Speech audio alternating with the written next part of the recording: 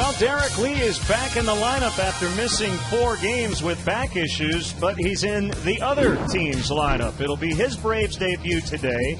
The East leading Atlanta Braves are in for the first of a 3-game weekend series here on Comcast Sportsnet. Hi again, everyone. Along with Bob Brenly, I'm Len Casper. A blistering Friday afternoon. The wind is blowing straight out. The Cubs looking for their first win on this homestand. And we've got a great matchup in the dugouts today. Bobby Cox and Lou Piniella will hang it up at season's end. Yeah, 2 guys will go down as 2 of the best managers in the history of this great game. The funny thing about this, Len, is Lou Piniella has a reputation of being a base-throwing, hat-kicking, umpire-baiting manager. And Bobby Cox, very calm, cool, and collected, is the guy that leads the all-time ejection list. Of course, that's the case. Lou's got to be up there somewhere as well. Now, the Cubs today facing Derek Lee, who's going to be in that cleanup spot. It's going to be a little strange for all parties. Yeah, I think it will be. I talked to Ryan Dempster about it briefly before the game. He joked about maybe throwing one over Derek's head, but everybody in that Cubs dugout, everybody in this ballpark should have the utmost respect for what Derek Lee has done. An off year for him, but he was coming on strong at the very end. The Cubs got 3 minor league pitching prospects in return for Derek Lee. Now down to the field. Time for our national anthem performed by Wayne Messmer. Performing our national anthem.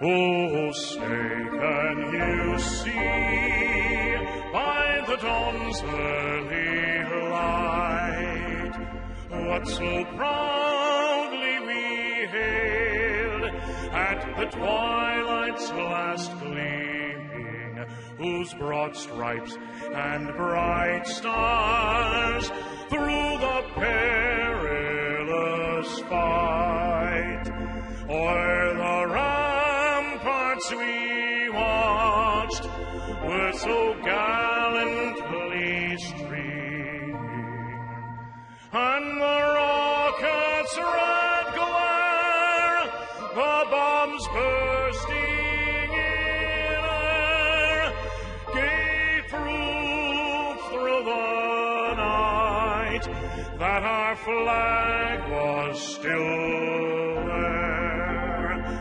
Oh, say does that star-spangled banner yet wave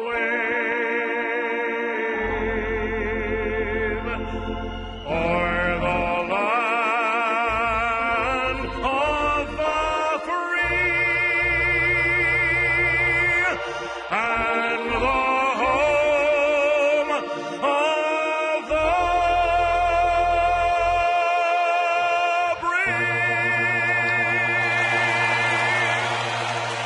Wayne Messmer getting you set for Cubs baseball today. The end of an era. Derek's final game as a Cub, a 2-homer performance to beat the Cardinals on Sunday. He'll make his Braves debut next.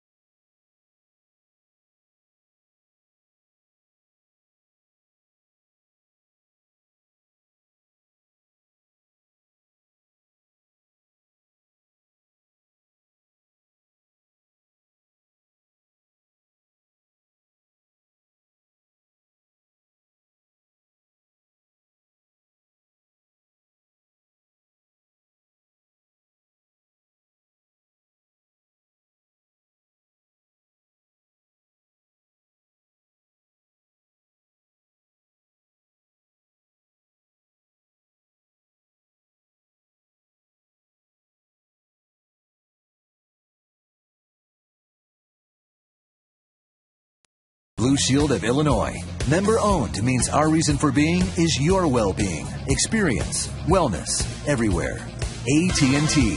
Rethink possible. And by Southwest Airlines. Visit southwest.com. Grab your bag. It's on.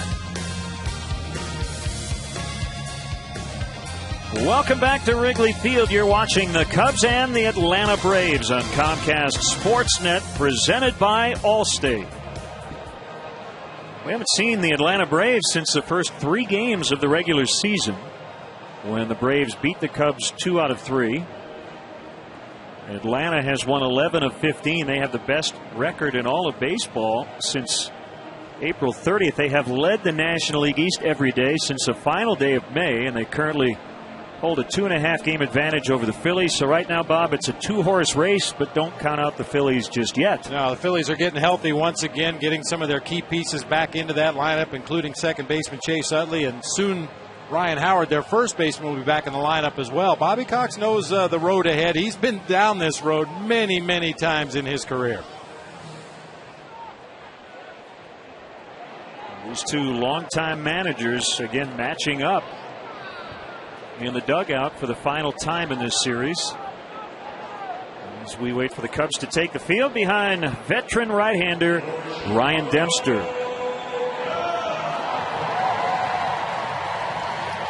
He will face this Braves Southwest starting lineup written out by Bobby Cox, who's been doing this for 29 seasons. Omar Infante and Martin Prado were all-stars this year. Jason Hayward as well, even though he wasn't able to participate due to an injury. Derek Lee cleaning up in his Braves debut. Brian McCann was the All-Star Game MVP. Alex Gonzalez coming over from Toronto for Yunel Escobar. He's at short. Melky Cabrera's in left. Rick Ankiel coming over from the Kansas City Royals. And Jair Jurgens will do the pitching. Take a look at the Cubs defensively this afternoon. Soriano, Bird, and Fukudome once again across the outfield. Ramirez and Castro will man the left side. DeWitt and Nady on the right side. Boy Hill behind the plate today for right-hander Ryan Dempster. And then we touched on it in the open, the way Ryan Dempster has gone about his business under the toughest of circumstances, and you really have to give it up to Deps. Not easy to go out and pitch for a losing ball club with poor defense behind you and an inconsistent offense at best, but all he does is go out there and put up zeros on the board and give his team a chance to win.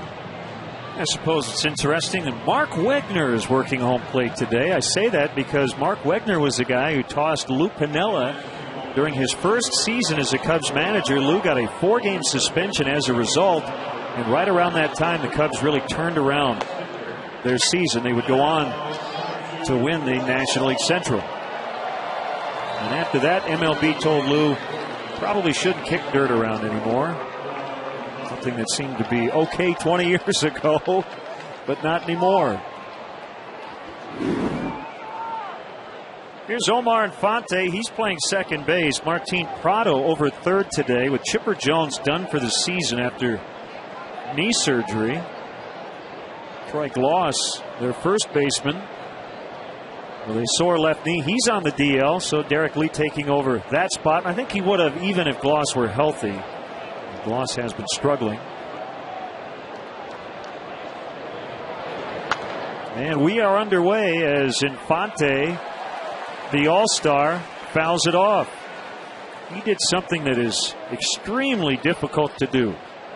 Made the All-Star team as a utility player. And I personally think that's great. I mean, as long as these games are going to count for as much as they do, it's certainly a big help to the All-Star Game managers to have a guy that can play multiple positions and play them well. You never know what's going to happen over the course of a game, when you may run out of players at a certain position or an injury pop up late in the game, and to have a guy like Infante or Ben Zobrist from the Tampa Rays. Ball's going to fly today, and Fukudome will play it off the warning track and then the wall on an 0-2 pitch. Infante with a double to lead off the game. I think every first move by an outfielder in this game is going to be back. And you should probably position yourself a step or two further back before the play even begins. Dempster tried to waste a high fastball that time to Infante, and he got up on his tippy toes and tomahawked that ball into the gap in right center.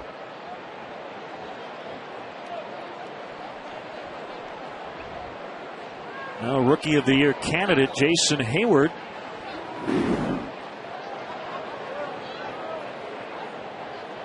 Opening day against the Cubs in a home run in his first career plate appearance. At that time, I think everyone had just at least penciled him in as the Rookie of the Year. He's had some injury problems, and there have been a lot of other fantastic performances around the NL, including Starlin Castro and to a lesser degree Tyler Colvin here with the Cubs. Showed bunt there on that first pitch from Dempster. He has not put down a sac bunt all year, and I wouldn't expect him to here. Running again.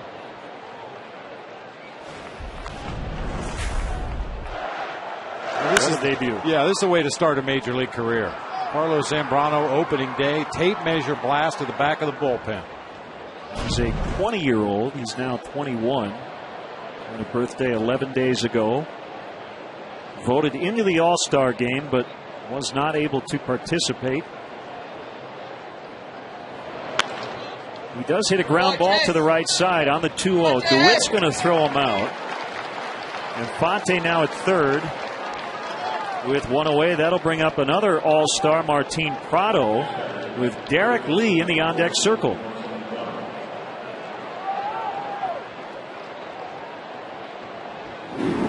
Breakout season for Martin Prado, the .320 batting average. 13 bombs, 45 runs driven in. Nice on-base percentage. And he, too, a versatile guy, can play a number of positions. Just came off the disabled list on Tuesday. He is in the third spot since. He had a fractured right pinky finger. He's gone 6 for 12 with 4 runs. Still leads the league in hits, even though he missed 16 games, 144 hits.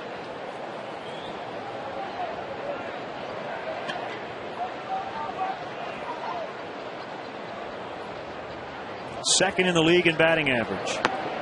Inside, 1 ball, 1 strike.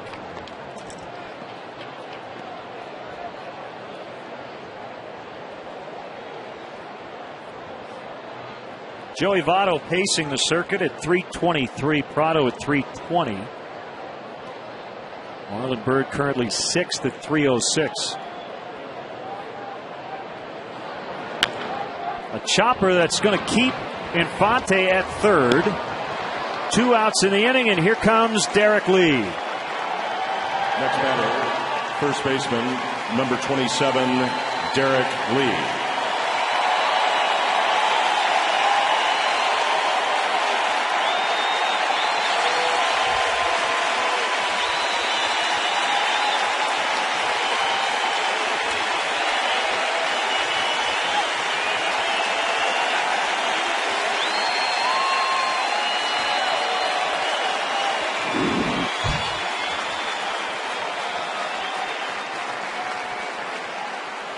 Very nice. Acknowledging his almost 7-year career here on the north side.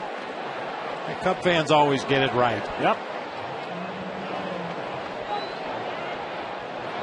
And he drives that ball to left, but Soriano will make the running catch to end the inning. Ryan Dempster got out of it. Leadoff double by Infante, but they do not score. Cubs are coming up.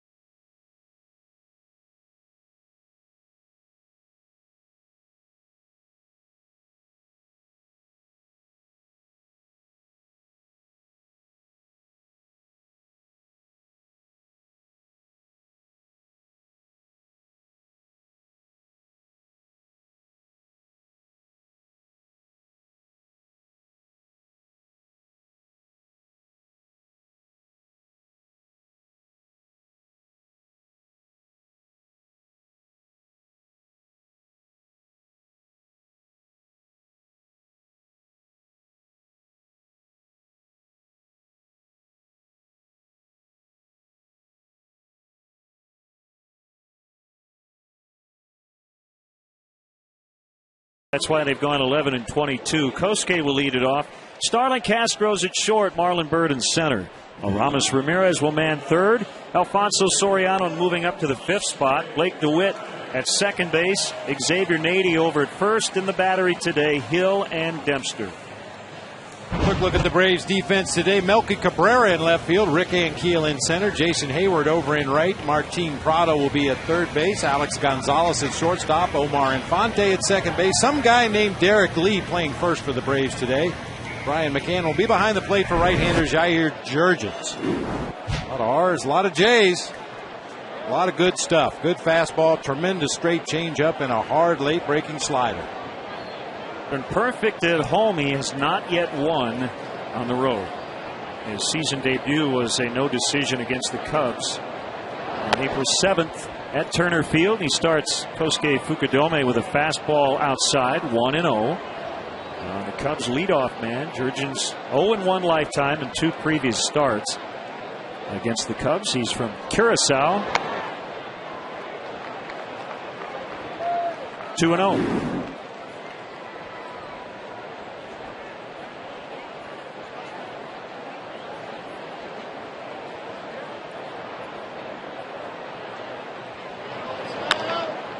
Bounced up the middle and a base hit. It was kind of a strange looking play defensively. Got past Jurgens. He thought Prado might have a shot to get over there, and he didn't. From our Coors Light RoboCam, it looked like Jurgens pulled his glove back, expecting his second baseman to be in a position to make the play, but Infante was shading over toward the hole a little bit with the left-handed hitting Fukudome at the plate, and that one just dribbled through into center field for a base hit. All right, Infante. Got to remember Prado at third, normally their second baseman. Bobby Cox, by the way, as Castro drills that one. Ankiel will get it on the move. Ended up leaving his feet, and Fukudome back to first. Bobby Cox has basically left it up to Prado and Infante in terms of who wants to play where defensively. They've had some defensive issues here lately. I would expect them to improve on the infield with Derek Lee now manning first. A nice play by Rick Ankiel out in center field. We know what Derek Lee did to assist his infielders here at Wrigley Field and on the road in his tenure as a Cub. I would anticipate that he'll be able to bail these Braves infielders out of a lot of bad throws. Here's Marlon Byrd.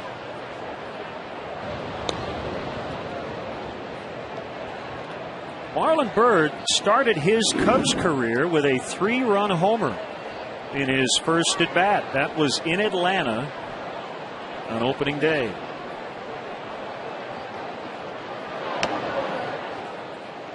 It was off Derek Lowe.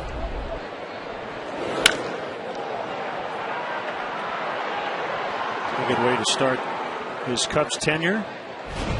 He became an all-star this season for the first time. Marlon hit 2 home runs in that series as he fouls it off.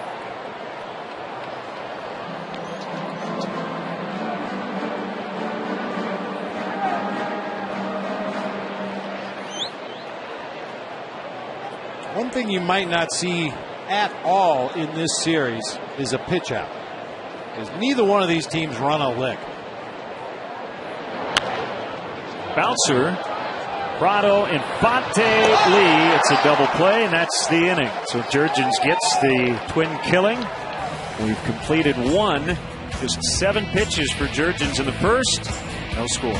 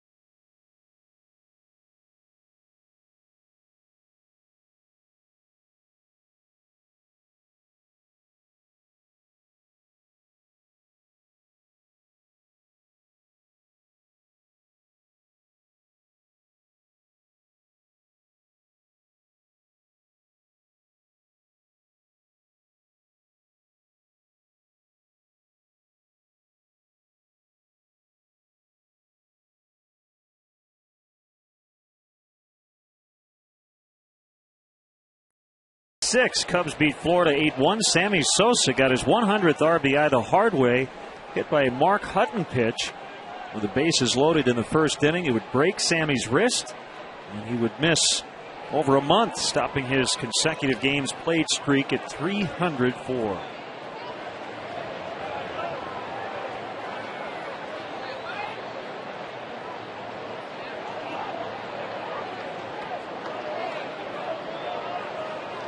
Brian McCann will lead off for Atlanta here in the second. And that's high, ball one. 0 for 7 against Ryan Dempster in his career.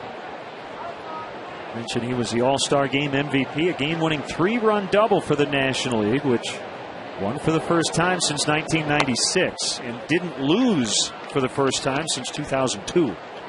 Always have to get that one in for you, partner. Appreciate that. For McCann, it was his 5th consecutive All-Star game.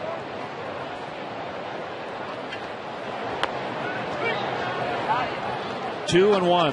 Now McCann, a rare breed, an offensive force behind the plate. You see the numbers down in the month of August. I attribute a lot of that to the heat and humidity that the Braves play in down there in Atlanta. It tends to take its toll on the guys that sit back there with the gear on.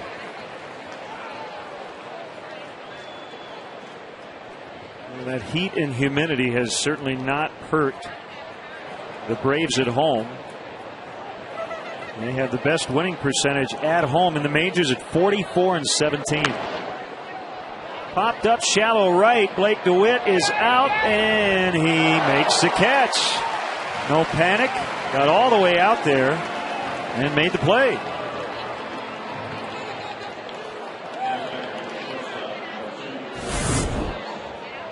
Probably using his ears as much as anything as he went out there for that pop-up, waiting for Fukudome to call him off. You can see DeWitt doesn't really call for it. That's what an infielder's supposed to do. Go after it until you hear the outfielder call you off. If you don't hear anything, continue to go after it. And that was a nice over-the-shoulder catch by Blake DeWitt.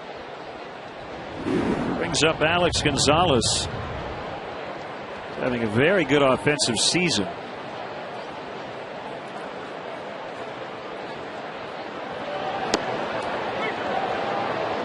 Matching up with his former Florida teammate Ryan Dempster. Leads all Major League shortstops in homers, doubles, and RBIs. Braves got him from the Blue Jays on July 14th. At the end of the bat, he pops it up. His counterpart at short, Starlin Castro, makes a catch. The Braves now have 2 of the 4 infielders with Florida in 2003 I thought made up one of the best defensive infields in recent memory. Lee, Castillo, Gonzalez, and Lowell. So Alex can throw balls in the dirt now, and probably they'll be dug out. Well, you never intentionally throw balls in the dirt, but it's nice to know that if you happen to throw one low over there, your first baseman is highly capable of making you look good. Switch hitter Melky Cabrera swings at the first pitch. Soriano coming over near the line. One hand on it, and an 8-pitch second for Ryan Dempster. After an inning and a half, Braves nothing, Cubs nothing.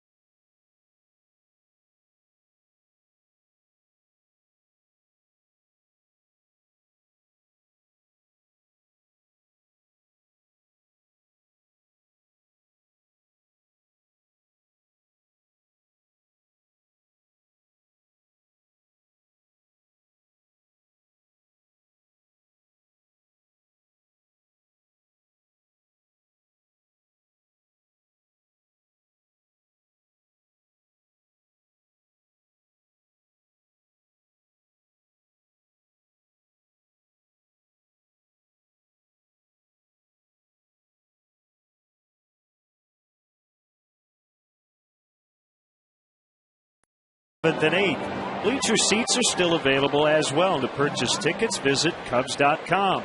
Call 1-800-THE-CUBS or visit the Wrigley Field box office. It's a hot one today, 90 degrees. At game time is Aramis Ramirez. He'll lead off for the Cubs. Low and outside, ball one. I'd say it's blistering. The wind at 8 miles an hour, but looks like we're seeing gusts above that. Fortunately, 2-0. A little cloud cover, a little overcast right now. It's a welcome relief for those fans that are sitting in the seats that will be in the sunshine.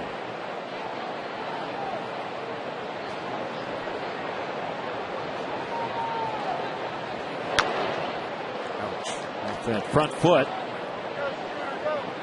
want to welcome those watching on the American Forces Network around the world. So welcome to our service women and men serving our country at home and abroad. Also those watching on ESPN UK.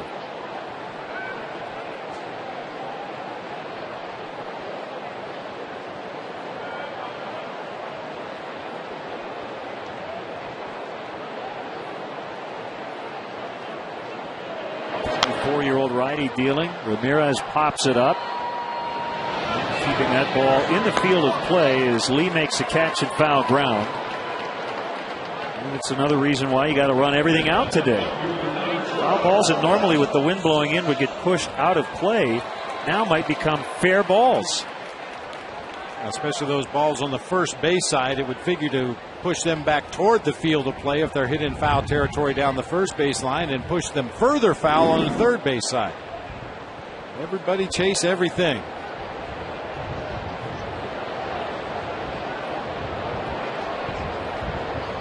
Alfonso Soriano moving up in the lineup, hitting 5th.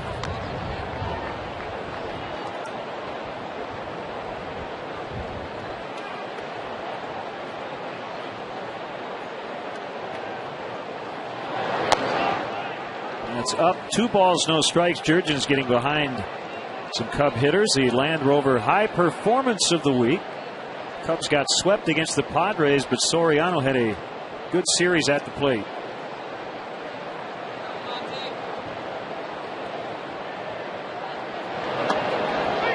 I mentioned this earlier. Only Milwaukee has a better team on base plus slugging in the National League in the second half than the Cubs. However, the Cubs' second half earned run average 5.42. Big reason why they are 11 and 22 since the break. Hayward in right, and Soriano is out. 2 away in the inning. Here comes Blake DeWitt.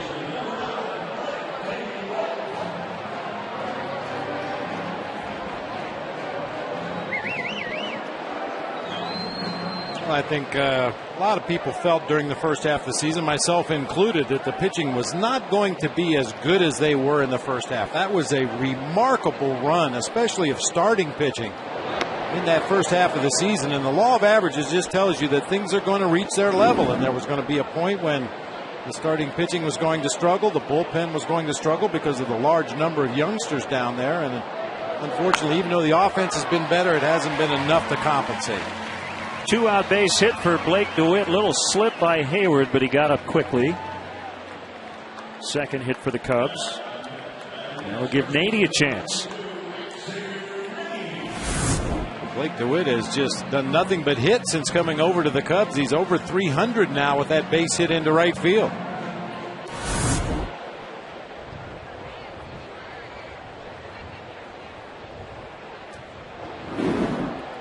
Blake has been solid all around so far as a Cub. I'd say the Dodgers are happy with Ted Lilly. Ryan Terrio's been pretty good at the plate, but Ted Lilly with a 2-hit complete game shutout last night against the Rockies. He is 4-0 with a 1.29 in his first 4 starts with the Dodgers. His catcher last night, Brad Ausmus, said it was, quote, probably the easiest 9 innings I've ever caught at any level. He said he didn't do anything. Ted knew what he wanted to do, and Ausmus just set up a target.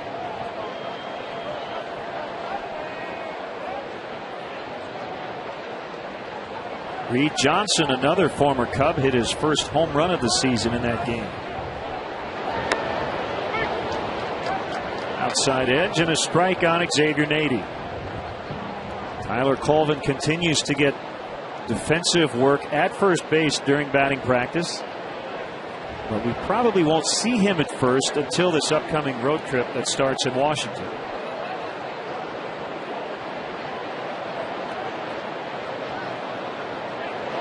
But all indications are that he is going to play first, and maybe quite a bit, depending on how it goes.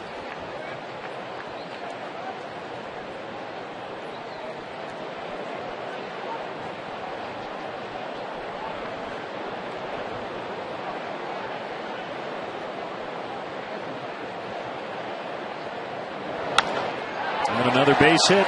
Back-to-back 2-out singles.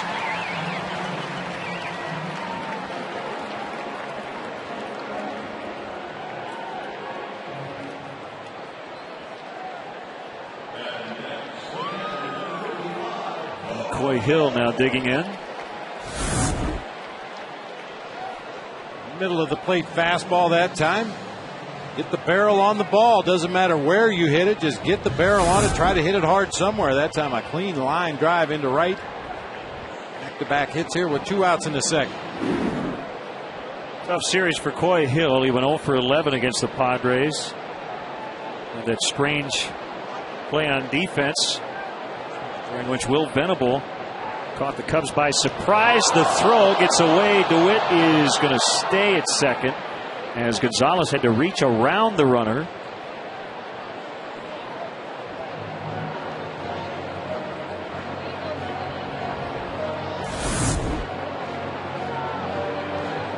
It didn't look like an extraordinary lead by Blake DeWitt out there, but Gonzalez thought he could sneak in behind, and Jurgens delivered the ball kind of behind the runner, forcing Gonzalez to try to reach around to make the play. Here's the pitch. It's outside. Coy took full responsibility for it. He thought he had called time, but Bobby just was not as emphatic as you need to be, and you need to make sure that an umpire calls timeout. The player can't call timeout. He simply asks for it. And Coy had his back to the umpire basically when he raised his right arm and felt that he had requested timeout.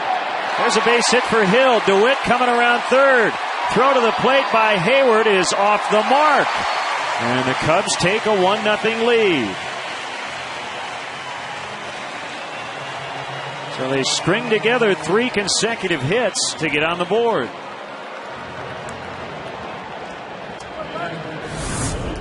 And teammates call this 2-out lightning from our Coors Light RoboCam. Another base hit into right field. Jason Hayward charged the ball well, but his throw tailed badly to the first base side, giving Blake DeWitt a clear lane to home plate with the first run of the ball game.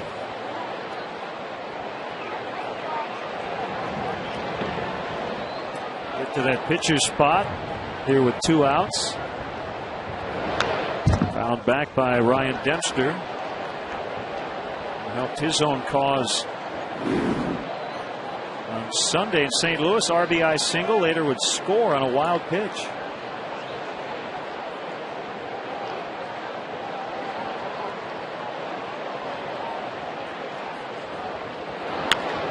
Foul ball to third. Prado to Infante to get a sliding. Coy Hill. Cubs get a run. It's 1-0 after 2.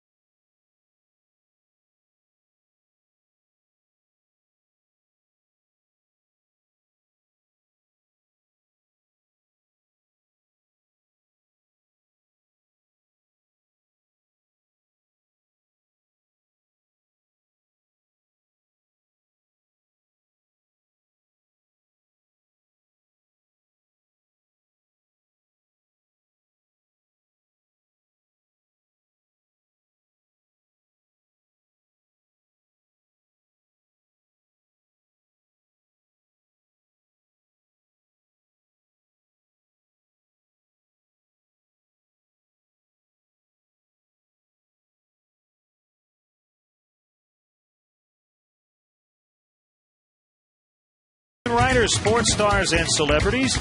Join host David Kaplan to discuss the day's hottest sports topics.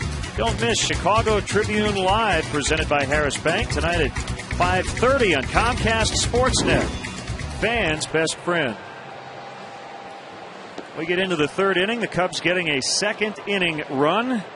And it is great to have with us up in the booth one of the biggest baseball fans around. And I would call him the premier American history documentary filmmaker. I know it's a lot of words, but Ken Burns is with us here. Ken, it's great to see you. A pleasure to see Thank you.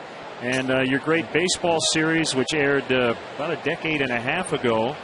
An addition to it coming up. We're looking forward to that. You know, first of all, it feels like you're standing on the rim of the Grand Canyon. This is one of the greatest places on earth, Wrigley Field, and you can look out and see the lake and this magnificent city. And on a perfect day, as Ernie would say, we should be playing too. Yeah, there's been too much going on in the last 2 decades to ignore it. Our last one came out in '94, but the last bit of action it described was in '92. And we just picked it up right from there. We started at the NLCS when Barry Bonds fails to throw Sid Bream out at the plate and then launches that story. And we cover all the stuff that's been going on, good and bad, because baseball is a precise mirror of the country and still the greatest sport that's ever been invented. We would absolutely agree, as Rick Ankiel, batting 8th in the Braves lineup, swings and misses. So it's called the 10th inning. And it's going to be out in September, right? Correct? Yeah, September 28th and 29th on PBS, and we'll show it lots of different times so that people who have, tough work schedules can see it, when they come home or before they go to work. There'll be plenty of ways to get it. We have a companion book out. The DVDs will be out right away. But I think it's going to be a real good addition to the series and help people get the steroid era behind them. Yeah, that's a good point. Because that's the number one concern for fans is the steroid stuff. Take a look at some shots from the 10th inning. These are kids in the Dominican Republic playing a game. They play in every back alley, barefoot with 2x2s. They go to the baseball academies, and we trace the sort of rise of the Latin player throughout the game. And I'm a documentary aficionado, and your use of still photographs.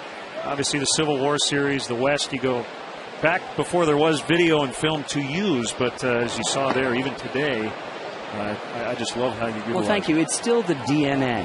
That single image is the thing, and sometimes you can have too much footage, and it just looks like the highlights, on the late-night sports shows.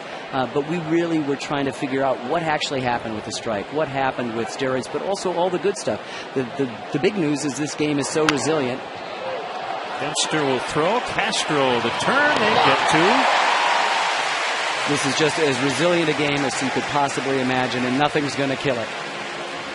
And so we detail, Joe Torre taming the Bronx Zoo and the home run chase of '98, and the way the 2001 World Series meant so much, not just to the fortunes of two teams, the Yankees and the Diamondbacks, but also to the whole country that was trying to repair the losses of 9/11. What a spectacular series that was, and we open it up that moment, and Gonzalez's unbelievable hit there, and just all the Yankee fans were going, "No, you brought Jeter in, don't."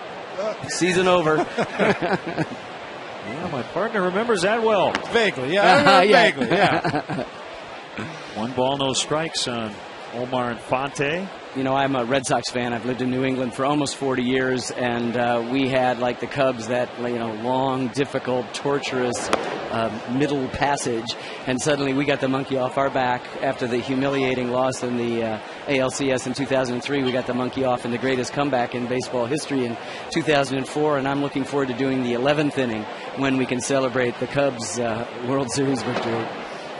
3-0 on Infante. I mean, just this season alone with all the no-hitters and perfect games, and we talked many times about the Armando Galarraga, Jim Joyce situation. And my observation after the fact, I'd love to get your thoughts, Ken, is that it actually played out that it'll be more memorable that it wasn't a perfect game because of what happened at the end and how both parties reacted to it. I agree with you 100%. I think that's exactly what happened. Dallas Braden, we're going to remember, and Roy Halladay, obviously, we're going to remember, but we're going to remember the incredible good sportsmanship. That one is not coming back. A home run for Omar Infante to tie the game at 1 apiece. This is the kind of day to get the ball up in the air, and Infante with his 4th home run of the season.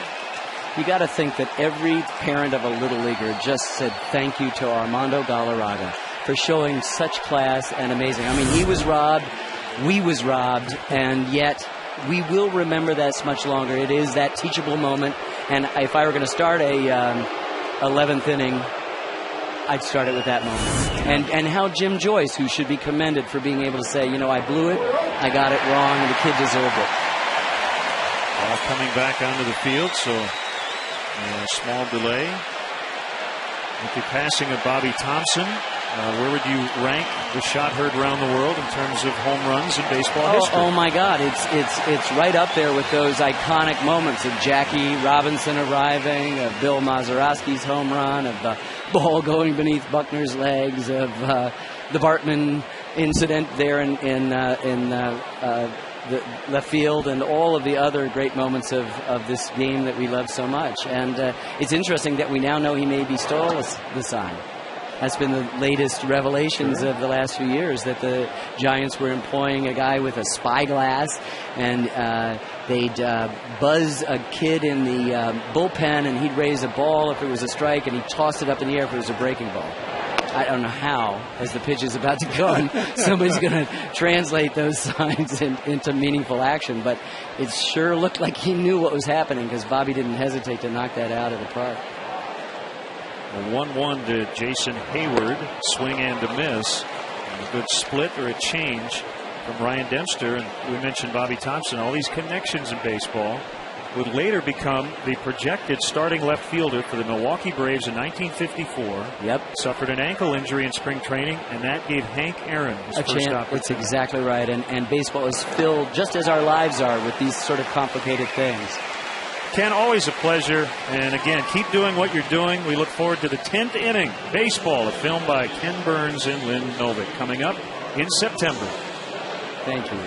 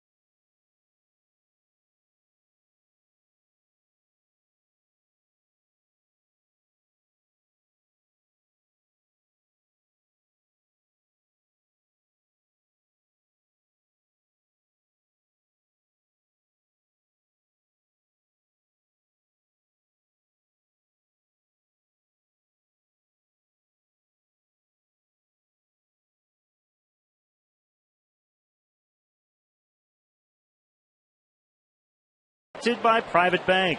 Game time 7:05, but be sure to arrive early for a special pregame ceremony honoring new Hall of Famer Andre Dawson, starting at 6:40.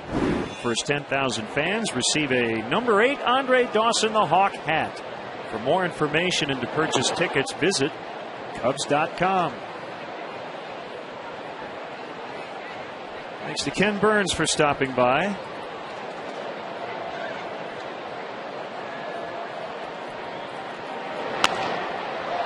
Fly ball, Hayward, diving catch. As that ball was dipping very quickly, but he was able to get it. lot of things working against the young right fielder on that one. I think Fukudome broke his bat. The ball was sinking quickly. The wind was pushing it further away from him, but Jason Hayward showing some nice athletic ability, making the diving catch, stealing extra bases away from Kosuke.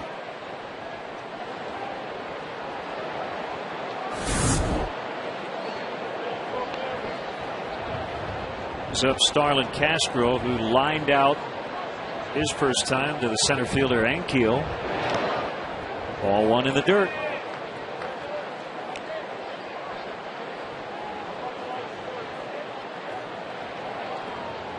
Cubs got the lead on Coy Hill's 2-out RBI single, but Omar Infante tied it on a home run into the bleachers in left center.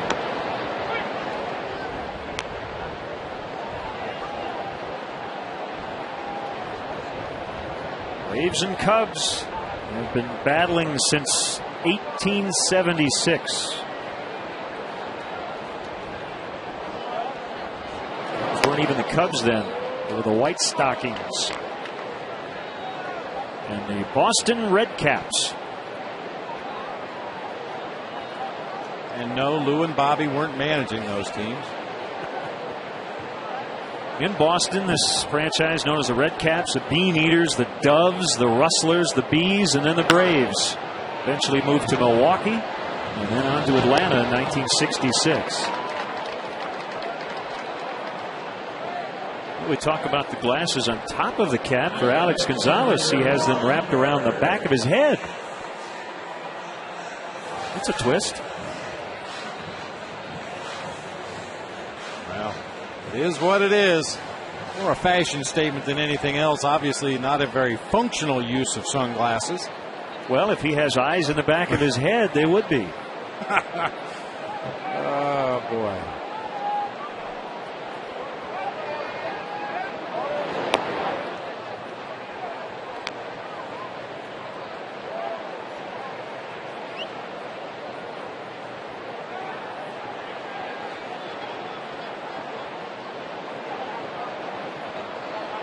The 1-0 coming to Marlon Byrd. Lifted high in the air, shallow left. Gonzalez with a beat on it, but it's going to be a collision. And guess what? The glasses dropped, but the ball did not. We were just talking about those shades as Cabrera and Gonzalez collide in left. It looks like they're both all right.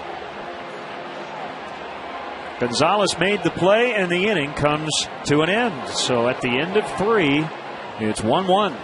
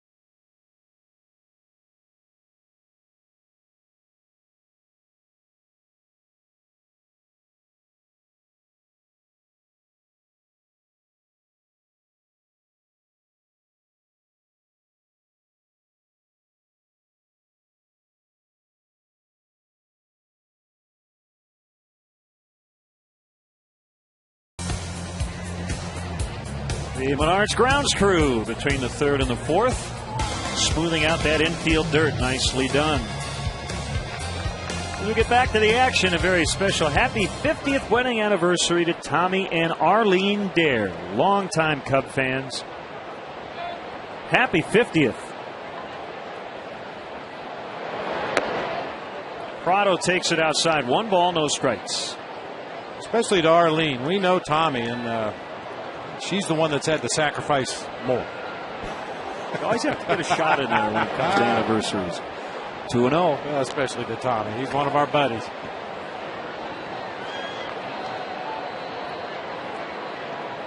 A couple of Cubs appearances tonight we want to mention, featuring Randy Wells and Andrew Kashner. As Dempster gets set for a 2-0 to Prado. Here it is. Swing and a miss. Randy Wells at 7 o'clock tonight. Until 8:30 will be at the Michigan Avenue Fannie Mae store. Fannie Mae will donate 100% of their proceeds from the sale of their ice cream tonight to Cubs Care, fund of the McCormick Foundation. So that's at the Michigan Avenue Fannie Mae store. Also, Andrew Kashner will be at the Meyer store in Orland Park from 6 until 8. Who will be assisting in putting on a cooking demonstration from the Chicago Cubs cookbook.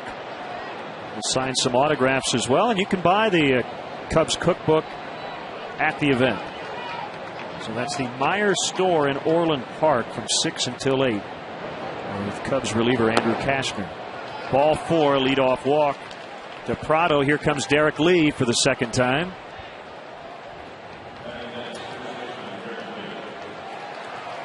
Swung at the first pitch from Ryan Dempster in the first inning and flied out to left to end the inning. Also, I will be appearing on my balcony this evening, barbecuing and listening to the Daytona Cubs game.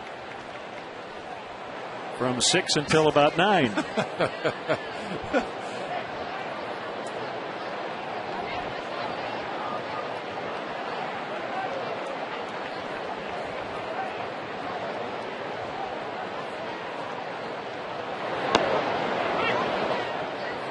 The uniform looks okay. I mean, he's wearing blue. It's a darker shade of blue than the Cubs blue. But I guess if Derek had gone to the Phillies and were wearing red shoes and a red helmet, that might look a little weird. Or maybe the A's with the green and yellow.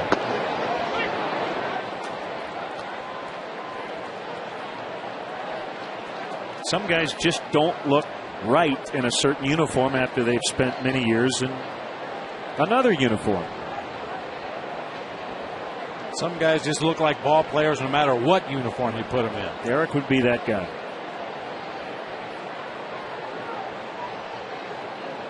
0-2 on the way, swing and a miss. So Dempster has gotten the better of his good friend twice early on today.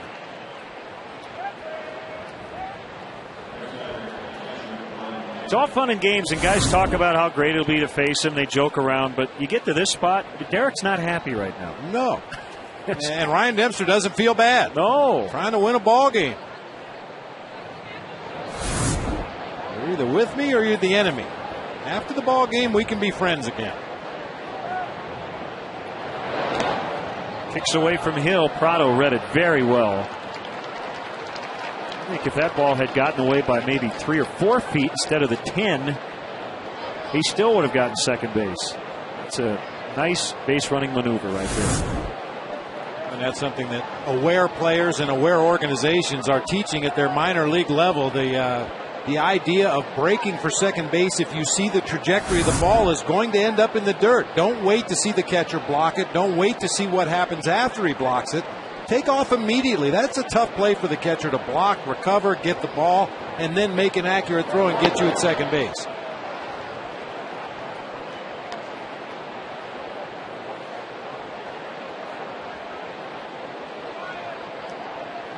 Every time we see Brian McCann and the Braves, we talk about eye issues that he has been dealing with, but they think they have it figured out. He's gone through LASIK procedures on both eyes. He's tried wearing glasses. And the key seems to have been cutting out caffeine and drinking lots of water before games. That has helped his vision because it's kept his eyes moist. I guess they were a bit too dry. So a little less of the Red Bull and a little more of Agua Fria. Agua Fria is right.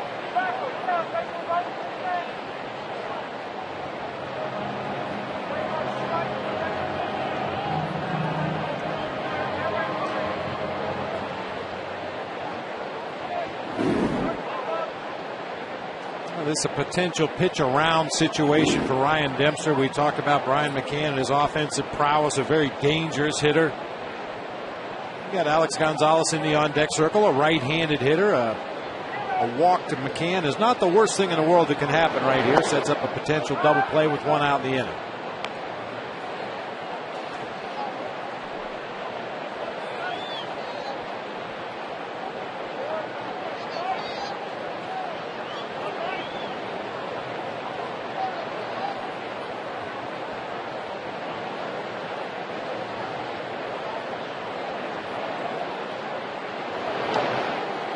Three and one. I agree with you. I just don't think Demp's going to give in this spot.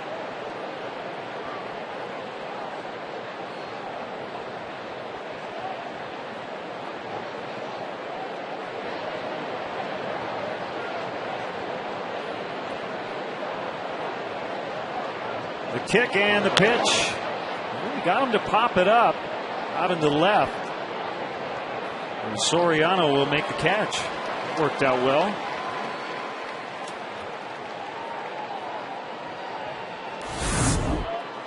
Alex Gonzalez and Melky Cabrera coming together out there in shallow left field. They're very fortunate that one or both of those guys didn't get knocked out of the ball game. A face-to-face collision. Fortunately, neither guy running full speed.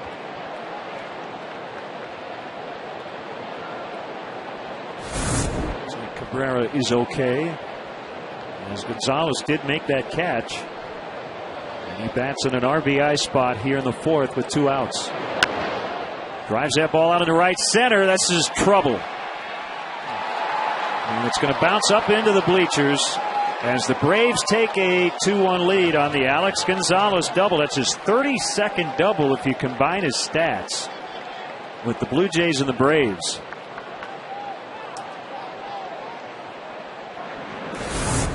Perfect indication of the kind of day it's going to be here today. I don't think he even got all of that ball, and it carried all the way out to the warning track in right center field before hopping up into the stands. It does not have to be a clinic perfect swing today to produce some results. Just get the barrel of the bat on the ball, get it up in the air.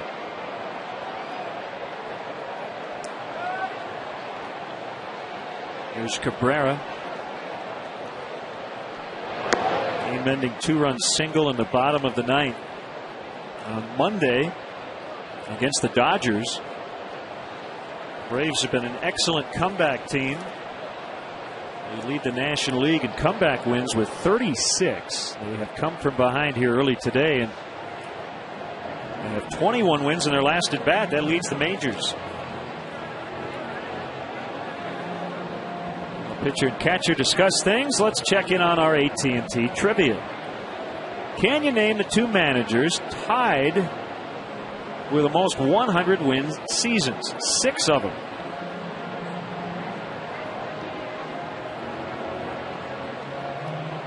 I have an idea one of them is sitting in one of the dugouts today. But that's just a guess.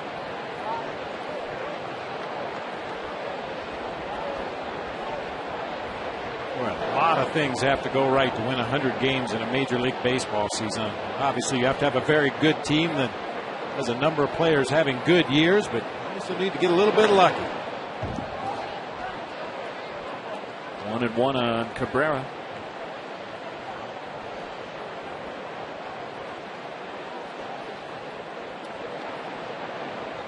You heard Bobby Cox say during the pregame show that this is his favorite road ballpark, and it always has been, coming here to Wrigley Field. the knees to make it 1-2. He said he'd love to come back after his managing days are done and just sit in the stands and watch a ball game here at Wrigley, something he's never done. You have to feel jealous of the fans that sit around him if indeed he does come back here to Wrigley as a fan to watch a ball game. What a treat that would be to sit next to Bobby Cox and watch a baseball game.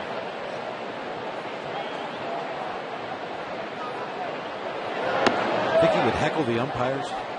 Yes.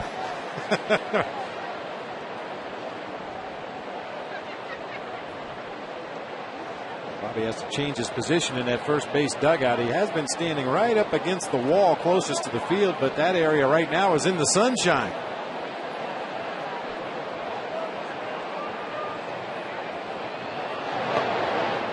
Smothered by Hill on the 2-2. Now 3-2 with Rick Ankiel on deck.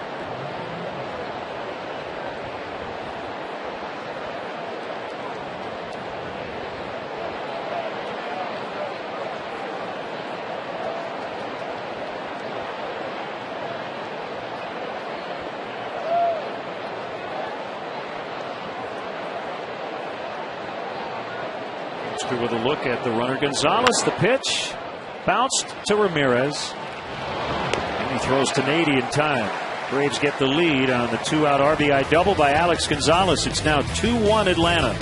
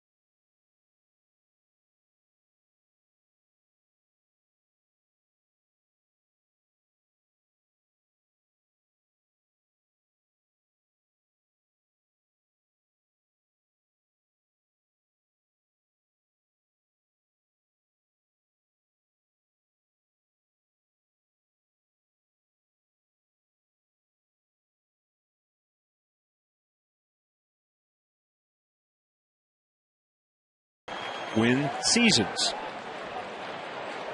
Bobby Cox is one of them. Joe McCarthy with the Yankees. A span of 11 seasons. Bobby's fourth on the all-time wins list. 2,484 wins. Pretty good chance he's going to get to 2,500 before the season ends. Ramos Ramirez, towering fly ball to left. Back toward the wall, gone. About 5 rows up in the bleachers to tie it at 2. Number 18 for Ramos.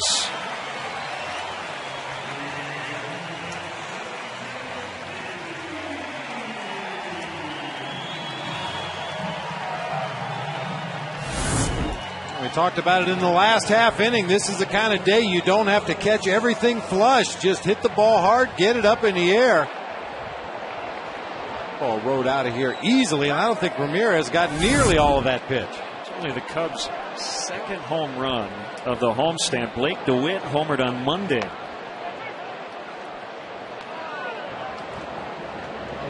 Ramirez now with a dozen homers in his career against the Braves. Gets a hug from Carlos Silva.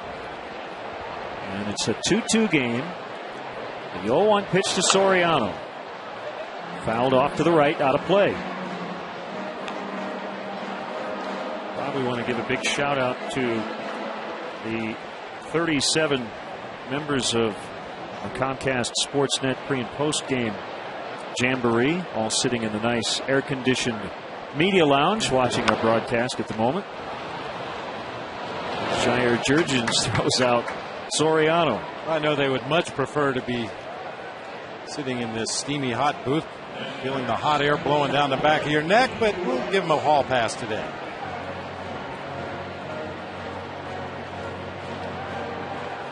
Here's Blake DeWitt, 1-for-1 with a run scored. So I want to send out happy birthday wishes today to Kerry Kernis from the Cubs ticket office.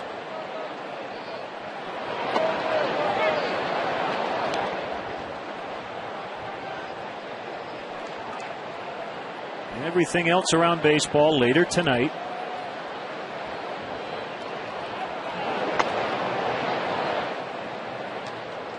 .310 first pitch tomorrow. Tommy Hansen and Tom Gorzolani. And then left-hander Mike Minor against Randy Wells on Sunday to wrap up the homestand. Blake DeWitt fly ball out to Hayward.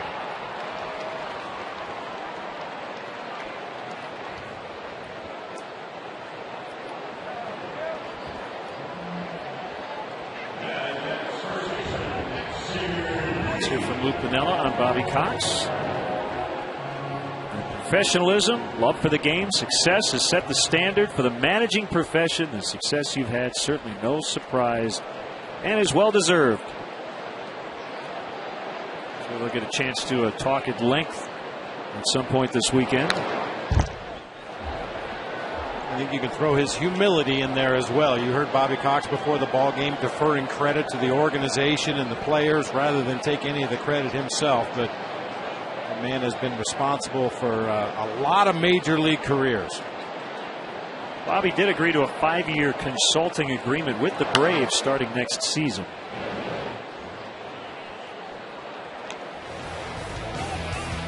Not only manager of the year 3 times with Atlanta, but also with the Blue Jays back in 1985. To lead the Braves to 14 consecutive division titles.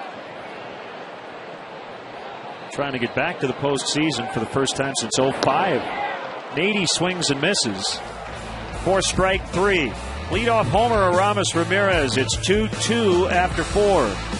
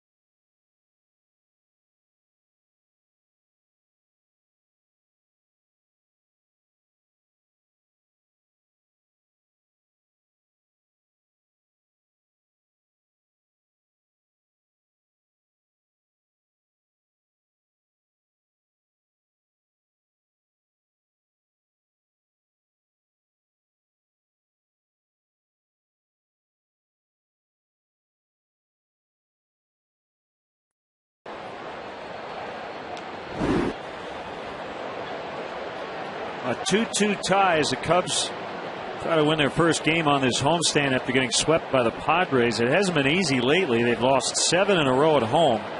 All the first place teams, the Reds on the last homestand, and then the West leading Padres Now the East pacing Braves are here this weekend.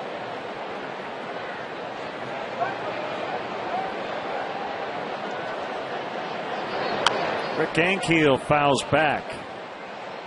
How about this? Bobby Cox recently said he thinks Rick Ankiel has the best arm he's seen in 50 years in pro baseball. Wow. Former pitcher. Recently said that when he can't run anymore, he might consider going back to the mound, but for now he's an outfielder.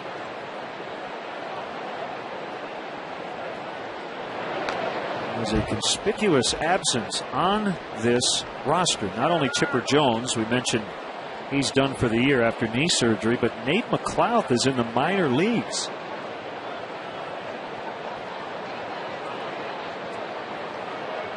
I seem to recall he had a bad spring. We talked about it during that first series in Atlanta. And they're without Gloss and Jones. And Chipper won't play for Bobby Cox anymore. That's a little strange to consider. Inside on Ankiel. McLouth 168 in 62 games. Missed over a month with concussion-like symptoms midseason, and then struggled in his return and got sent out. Swing and a miss, strike three. Got him on the payoff pitch.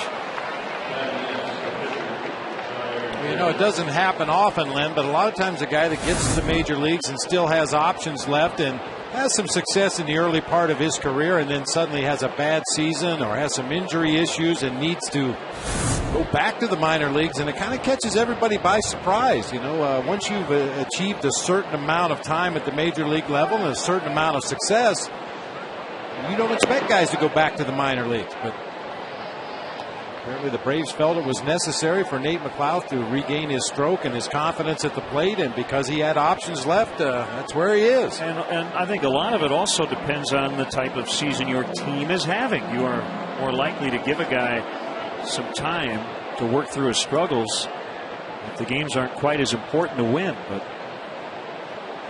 every game critical now for Atlanta.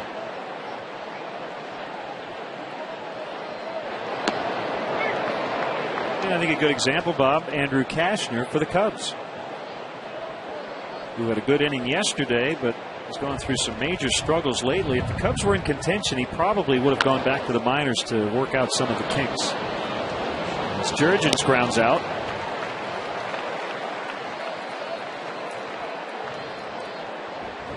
Get your photo on the field. An hour before the start of every Cubs home game, the Captain Morgan Club at Wrigley Field will randomly select one guest and a friend to have their photo taken on Wrigley Field with your name on the scoreboard. No game ticket required. Visit CaptainMorgansClub.com for details. Omar Infante halfway to the cycle with a double and a home run. A chopper to DeWitt. And a 1-2-3-5 for Ryan Dempster. Bottom five.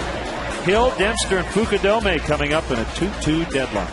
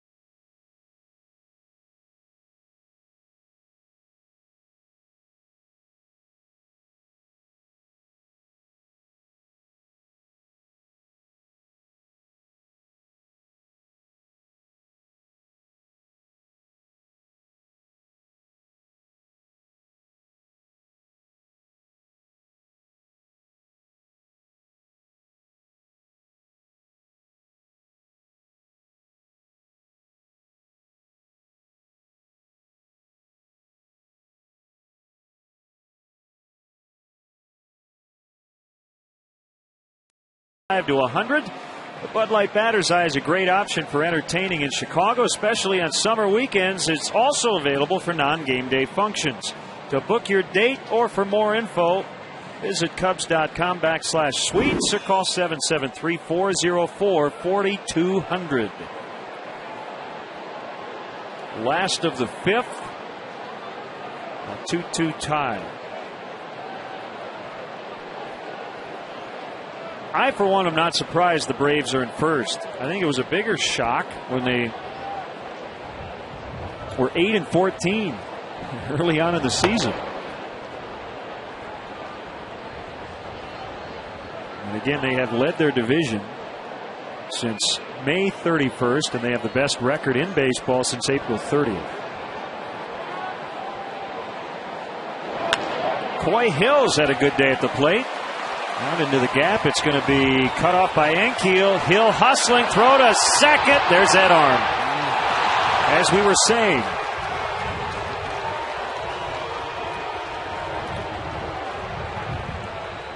Part of the problem there, Bob, is you have a left-handed thrower moving to his left, so he was able to get rid of it quickly. Yeah, he didn't have to turn his entire body to get that ball back to the infield. Just a quick crow hop and then unleashes a vicious throw right on the money. Yeah, I was watching Coy Hill run the bases there too, and he cut first base as narrowly as you possibly could to try to shorten the distance between first and second, but an absolutely cannon-like throw from Rick Ankiel to gun him down.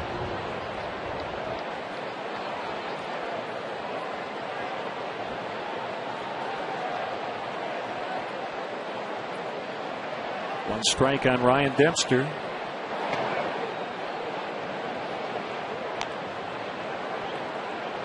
Well, for the most part, I think that's a good play on Coy Hill's part, because not too many outfielders throw accurately. We saw Jason Hayward. I thought he had a play on Blake DeWitt back in the second inning. The throw was way offline. Those guys are at a premium, the guys who throw well and accurately.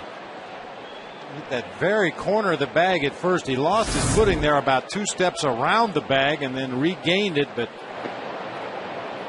I would tend to disagree with you, Len, only because Ryan Dempster is so good at putting down sacrifice bunts. You know, and in the advanced meeting this morning, I'm sure the Cubs hitters were told about the strength of the outfield arms. Melky Cabrera in left also has a very strong, accurate throwing arm.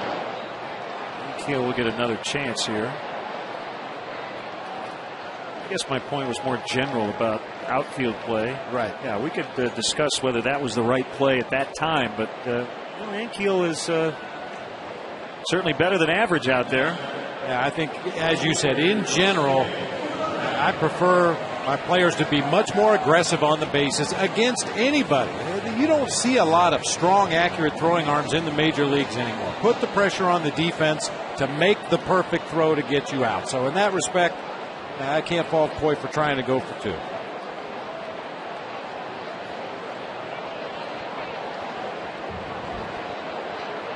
And that might affect what the Cubs do the rest of the series. They may not challenge Rick Ankiel anymore. It's probably a lot like opposing teams coming in here to Wrigley to play against the Cubs when they had Andre Dawson in right field. You know, you want to be aggressive on the bases. You want to try to force the issue, but you do it too often to the wrong guy, and you're going to end up running yourself out of some innings.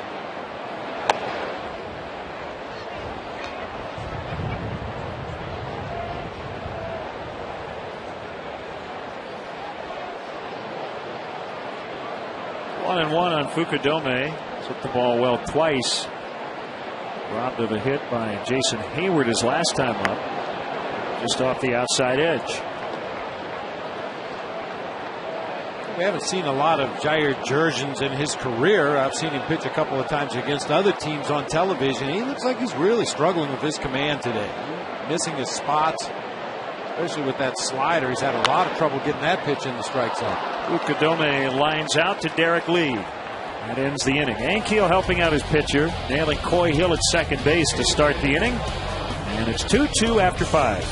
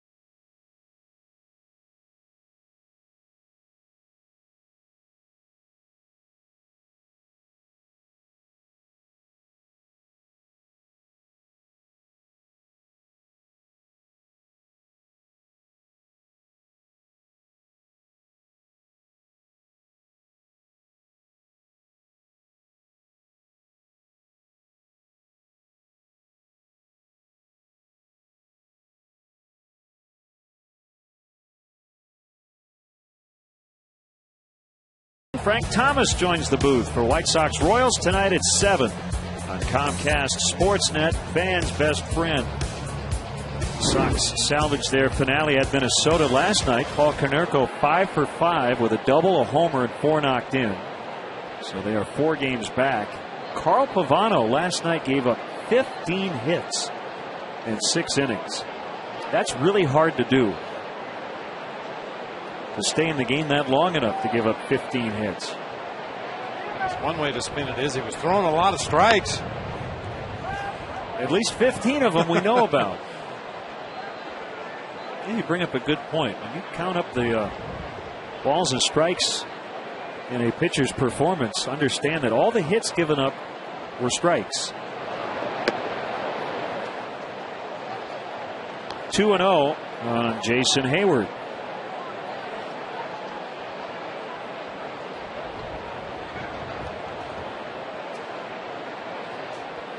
Three hits, a double, a homer, 5 RBIs in that season opening series against the Cubs in Atlanta. 0 for 2 in this game and a 3-0 count.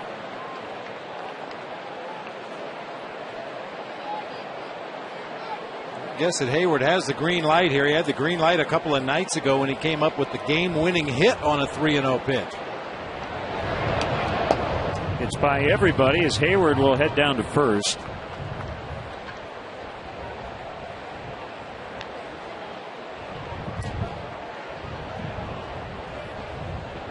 While we have a moment, let's take a look at our All-State good hands play this afternoon. Jason Hayward with a nice running, sliding catch in right field. There we go. We know the rookie can swing the bat.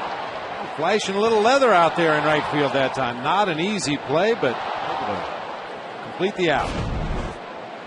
He has a threat to run. He's 9 out of 14 on the season.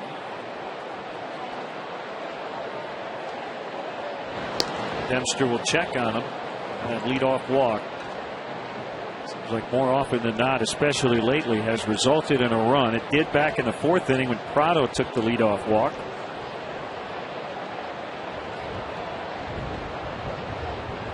See Hayward protecting that left hand and wrist area. Had a deep bone bruise in his left thumb that cost him the All-Star game.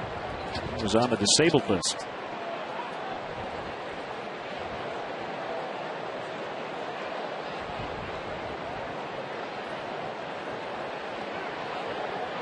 I mentioned a couple of innings ago we probably wouldn't see any pitch outs in this series because neither team runs much. The Cubs rank dead last in the National League in stolen bases. The Braves are 14th. And you mentioned Justin Hayward with 9, or Jason Hayward rather, leads the team with his 9 stolen bases. A toss over there by Dempster. Ryan trying to win his 4th consecutive start, which would tie a career high. First time he did it, or last time he did it, was in 2000 with the Florida Marlins, winning 4 consecutive starts. Hayward not running, and it's 1-1 on Prado.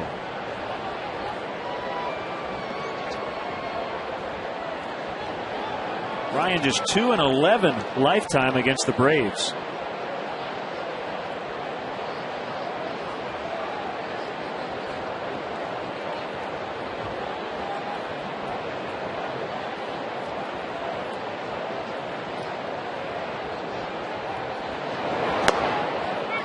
Fastball in there, 1-2.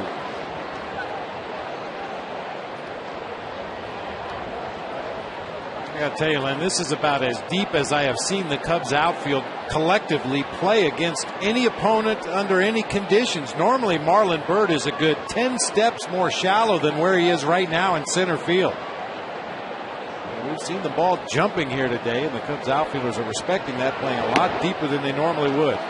Prado with kind of a half swing on strike 3.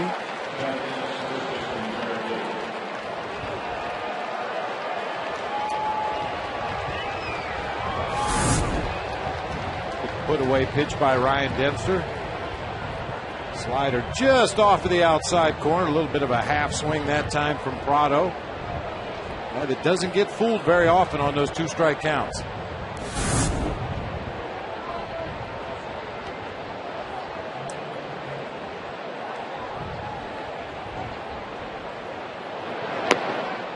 Home run swing by Derek Lee.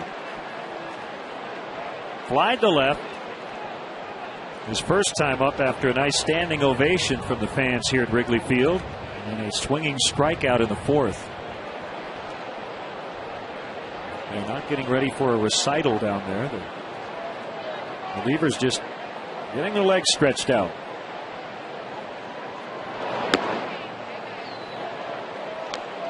Now, some teams you'll see the entire bullpen get up in the 5th inning of a ball game and all start to stretch their legs and get a little bit loose. For some teams, the middle relievers will do it early in the ball game. The setup and closers will wait until the 7th inning to do their stretching exercises. But everybody tries to get loose before that phone rings. A 1-1 to Lee. A line shot caught by Castro. Throw back to first is late. An unnecessary throw as Hayward was not far off the bag. No harm done. 2 down.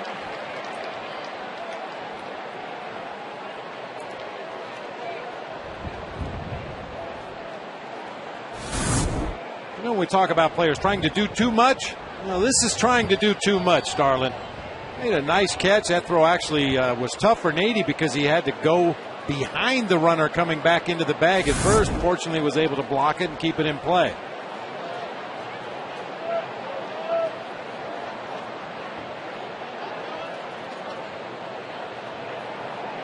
Hayward led off with a walk. He is still at first base. Towering fly ball.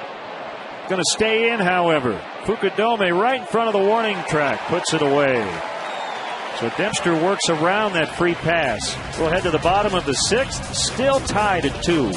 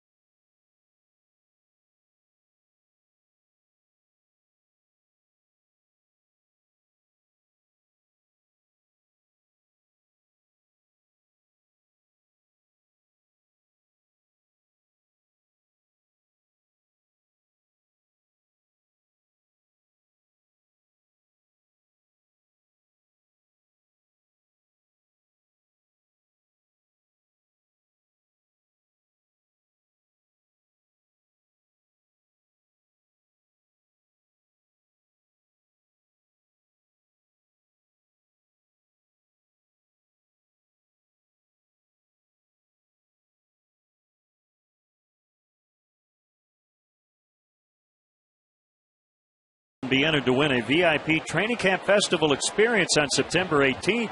That's camped at 242-957 for 2 free tickets, VIP seating during the Blackhawks scrimmages, and a player meet and greet.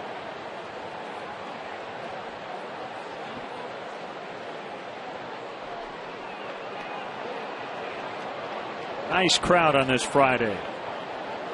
And Starlin Castro 0 for 2 takes it up and in from Jair Jurgens.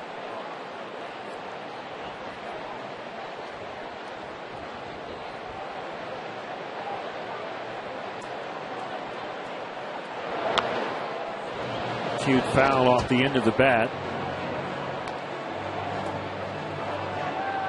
Jurgens became the first pitcher from Curacao to reach the majors back in 2007. Braves got him from Detroit on October 29th of 07 in a deal involving Edgar Renteria going the other way.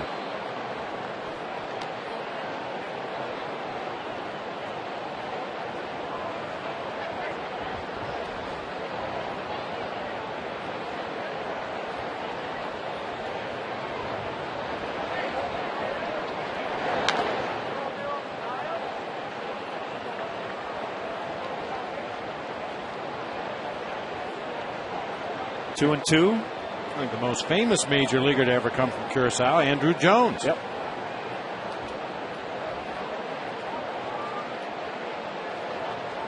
I don't think. I'm 100% sure he's the most famous big leaguer. Former Cub Randall Simon. Hensley Mullins. Bam, bam. Roger Bernardino. We'll see him in Washington this coming week.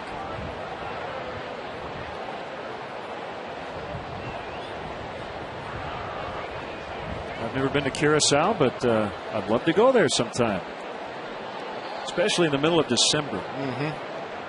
Sure, the weather would be a little bit nicer in the Netherlands Antilles than it is here.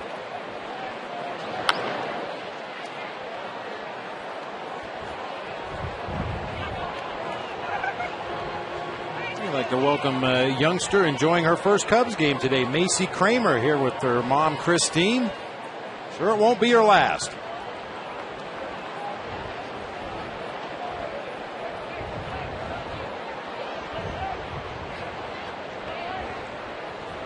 Jurgens coming back outside a full count, 3-2. You've talked about his command. He's gotten behind several hitters here today. He has not yet walked a Cub, and this is the first full count for Jurgens. Got in on him as he grounds to Alex Gonzalez. Gonzalez gets rid of it quickly for the out. I think if you had to describe what Jurgens has done today, he's been effectively wild. He pushed some hitters off the plate with wild fastballs. He's missed badly on occasion with his slider. He's bounced some changeups up to the plate in the dirt, but when he's needed to throw strikes, he's been able to hit corners and keep the ball out of the middle of the plate for the most part.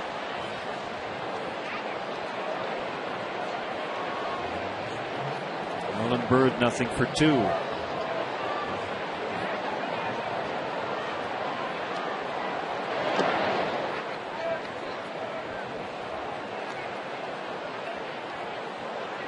Great to see our good friend, former Cubs broadcaster, Chip Caray. He's going to conduct the 7th inning stretch, working Braves television today alongside Joe Simpson right next door. Talking to Chip before the game, the news coming down that the Harry Caray statue, Harry, Chip's grandfather, will be moved to accommodate the Billy Williams statue. Harry's statue will be right outside the bleachers in center field. Chip said that's very appropriate. When you think about Harry, not only the 7th inning stretch, but he had a great relationship with the fans in the bleachers. As Marlon Byrd will get himself into scoring position, and maybe some more on his way to third. He got in, the ball got away. Ooh, he barely got in, but that's big. He's at third base with only one out.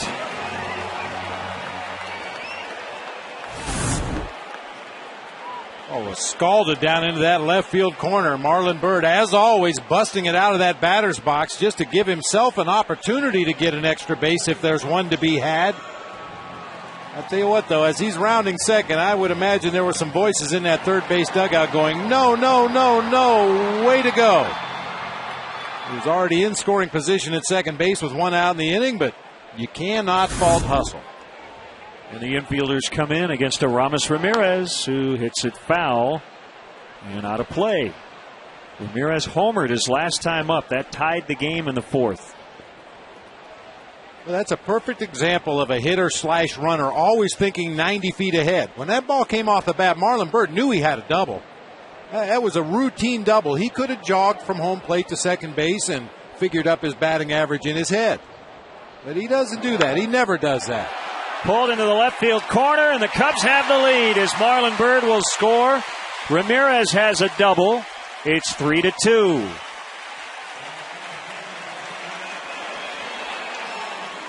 Couple of extra base hits for Aramis in this game, and the Cubs lead by a run.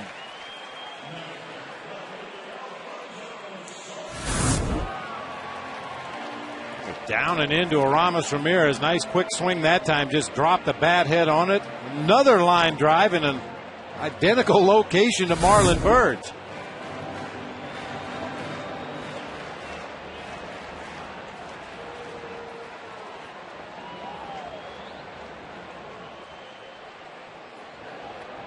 Still only one out.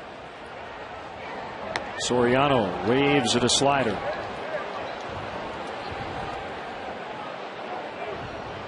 Well, just like every team we've seen over the last 2 weeks plus, the Braves can pitch. Only the Padres have a lower earned run average in the major leagues. The Braves have also given up the fewest home runs in the majors. Ramirez got him earlier. Cubs lead this one 3-2.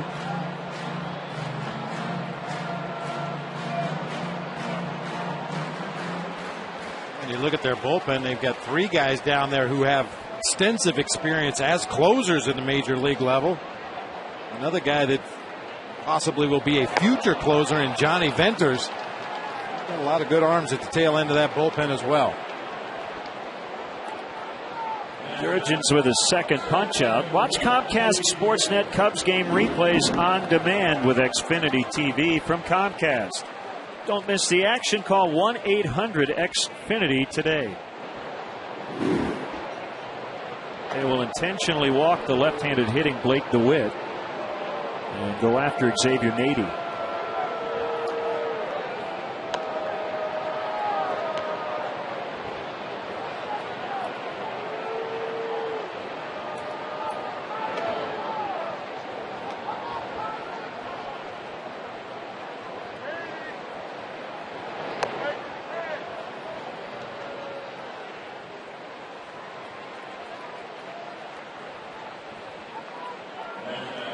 First and second.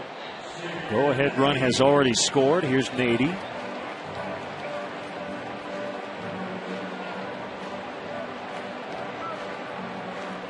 Nady with a single to right center field.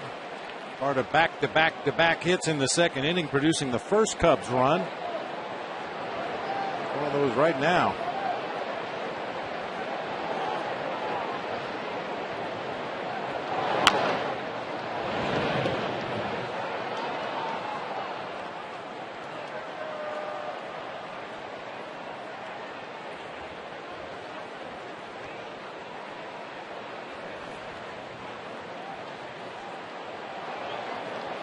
Strike on Nady.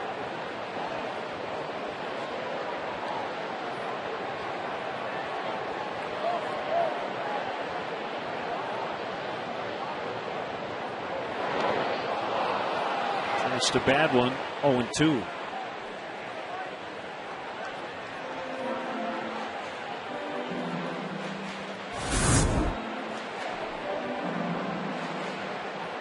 Those are the kind that are hard to explain.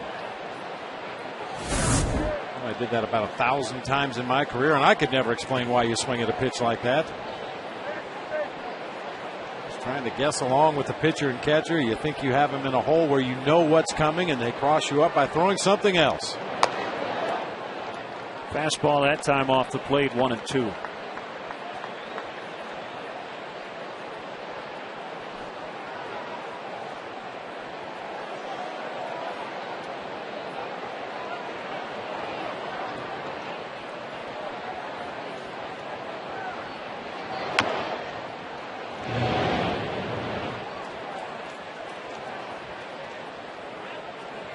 Reds gotten their West Coast trip started in style. 3-game sweep at Arizona, so they now have won 6 in a row. They have a season high 3.5 game lead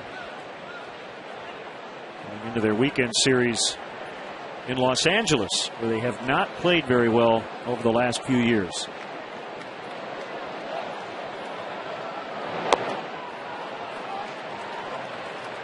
Cardinals have dropped 4 in a row. How about this? St. Louis is 10-5 against the Reds, but 15-18 combined against the Brewers, Cubs, and Astros as they welcome in wild card contender San Francisco this weekend.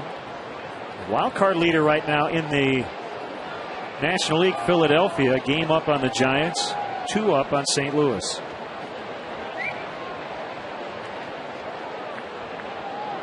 Those Phillies have been really, really good at home this year. Only the Braves have a better home record in the National League with their 44-17 mark. Phillies right behind at 40-21.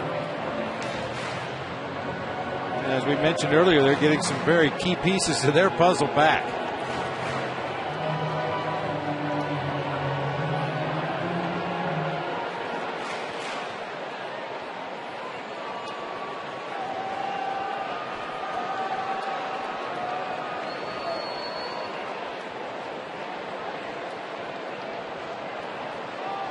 Long at bat continues, 2-2 on Nady. The kick and the pitch. Out on the right, going to hold up and caught by Hayward to end the inning. Ramirez doubling home Bird after he tripled with 1 out, and the Cubs lead 3-2 as we go to the 7th.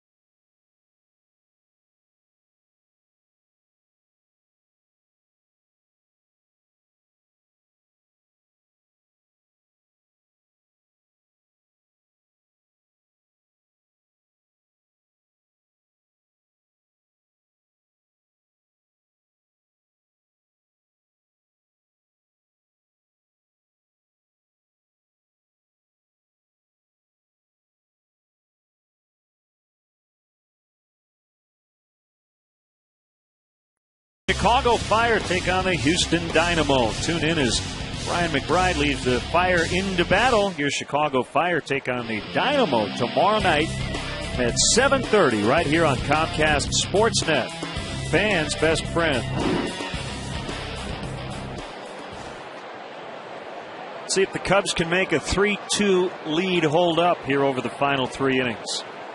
And Dempster continues on. It's a hot one today, but I think it feels quite as hot as it did on Sunday for him in St. Louis when he beat the Cardinals. This will be a 76th pitch of the day, and Alex Gonzalez fouls back into the upper deck.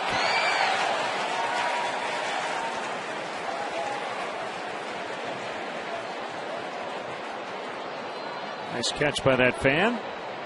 Held on to his beverage, made the grab.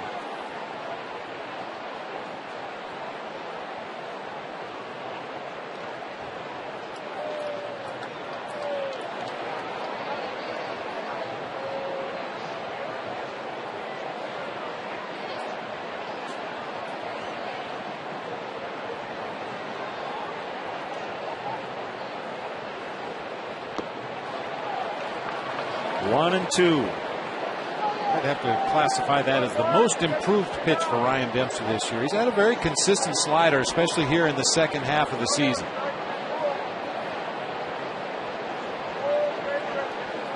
Braves have scored a lot late. We talked about those last at-bat wins. The Cubs have scored almost half of their August runs in the 7th or later. But scoreless again today in the 5th. They have not scored a run in the 5th inning all month. Just a quirky thing. Been kind of rough for Judge Surratt. He calls the 5th inning over on radio. He hasn't called a Cubs run yet here in August.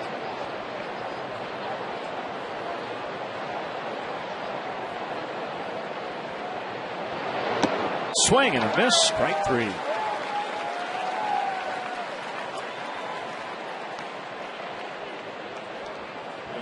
The 26th Annual Cubs Convention will take place at the Hilton Chicago on January 14th, 15th, and 16th, 2011. Rooms are available now by calling the Hilton Chicago at 312-922-4400 and asking for the Cubs convention rate. Weekend passes will go on sale in early November. For more information, as always, visit Cubs.com. Melky Cabrera, big swing fouler back, former Yankee. Hit for the cycle on the south side of Chicago as a Yankee on August 2nd of 2009.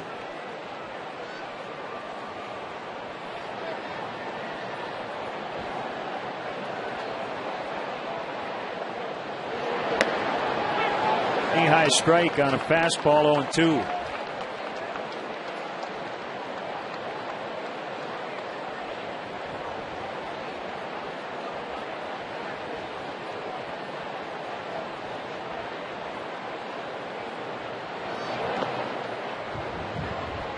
Get him to bite on a splitter, low and away.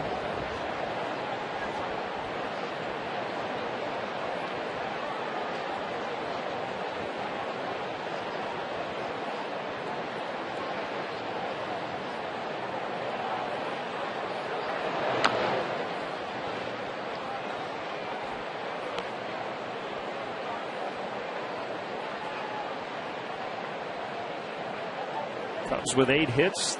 Braves have 4.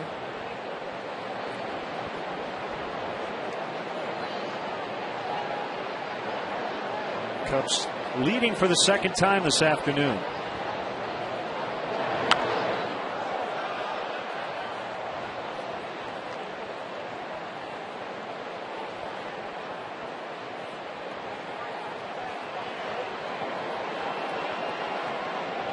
See that pitcher spot come up here in the 7th. If it does, Bobby Cox most likely will go to a pinch hitter for Jurgens. Cabrera chased in the dirt. Ball got away from Coy Hill. 2 down.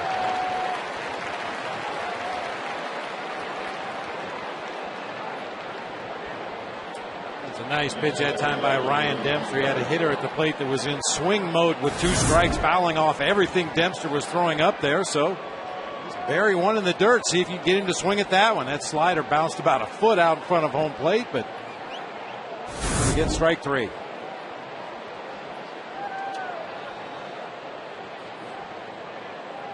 Rick Ankiel holds his hands below his head as he gets ready to hit.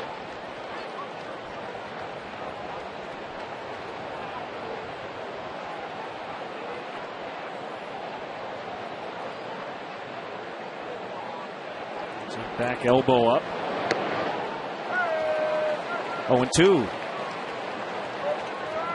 Johnny Venters up for the Braves with Eric Hinsky in the on-deck circle.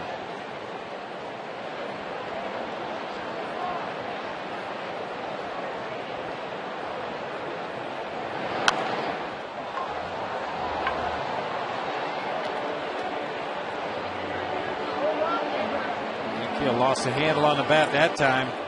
For me, Rick Ankiel as a position player has always been a really good fastball hitter. He tends to struggle against good breaking pitches, good straight change-ups, good split fingers. But you can't throw it too hard for him. He likes that fastball.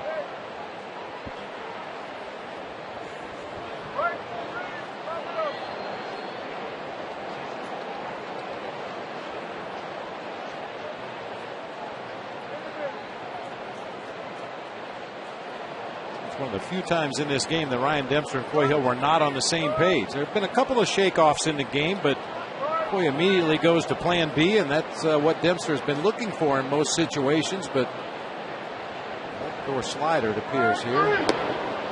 Just missed down. You get that relationship with a starting pitcher as a catcher where you suggest the first pitch that you think he should throw. If he shakes it off, you know what he wants. The second option is usually pretty obvious after you've caught a number of innings from a pitcher. Another slider.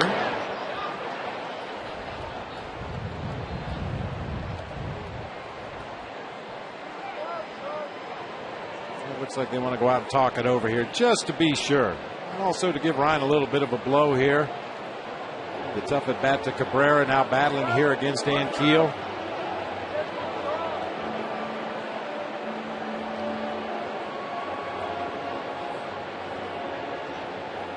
And the thing as a catcher is you don't want your pitcher to shake off all the time. You want him to get in the rhythm out there. Get the ball, I'll give you the sign, let's go. Get the ball, I'll give you a sign, let's go.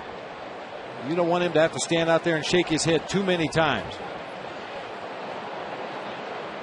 He's already verbally told Ryan Dempster what he wants right here. High fastball. And Ankiel lifts deep to right center, but Marlon Byrd on the track makes the catch. Ankiel just missed one. The Cubs maintain their 3-2 lead. Chip Caray coming up with a stretch. Chicago Cubs broadcaster Chip Caray. Hey, it's great to be back. Want to send a shout out to 3 great ambassadors for our sport this weekend. First of all, the coach, Ron Santo. Got to get him in the Hall of Fame. And 2 of the greatest managers in the history of our sport, Lou Piniella of the Cubs and Bobby Cox of the Braves. So as we used to say in these parts, all right, let me hear ya. A 1, a 2, a 3. Take me out to the ball game. Take me out with the crowd. Buy me some peanuts and Cracker Jacks. I don't care if I ever get back, so let's root for the Bravos.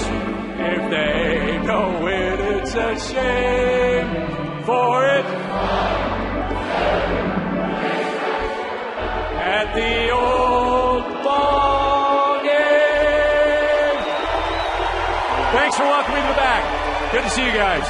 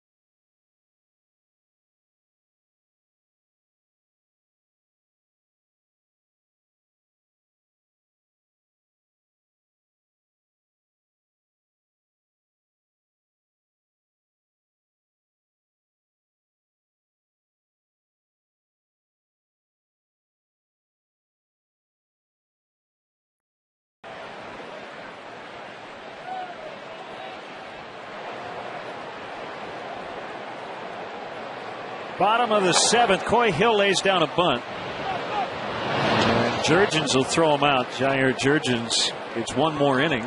His spot will lead off the 8th.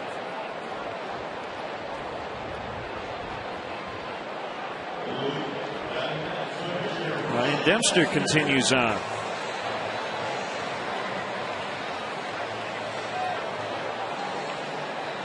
By the way, Chip, he has other duties today. As the play-by-play man on Braves TV, so unable to chat with us in the bottom of the 7th, but always great to see him back here at Wrigley Field. 1 strike on Ryan Dempster. Double-barrel action for the Braves. Eric O'Flaherty just coming off the disabled list, and the right-hander's Peter Moylan. 0-2 to Dempster.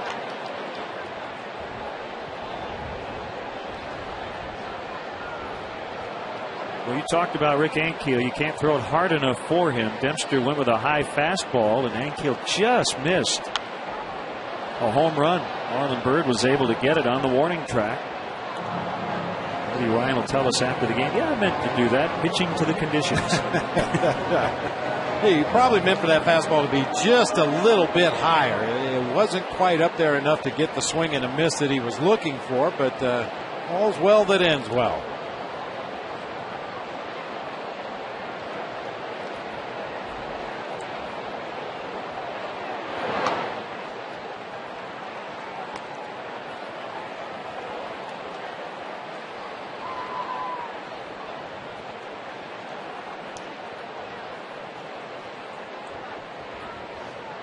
Two hit hard, but foul past third.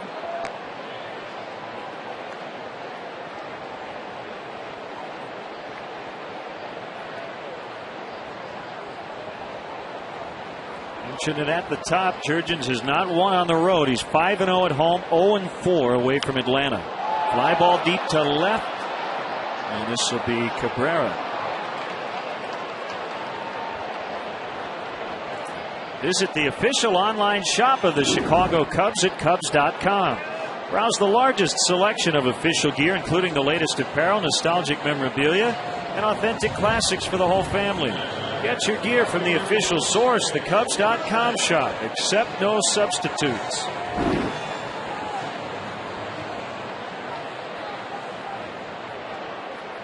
Kosuke taking a little extra time getting into that batter's box, giving Demps an opportunity to get back in the dugout and towel off, get a drink of cool water before he has to go back out and take the mound for the top half of the eighth. What a good leadoff hitter is supposed to do.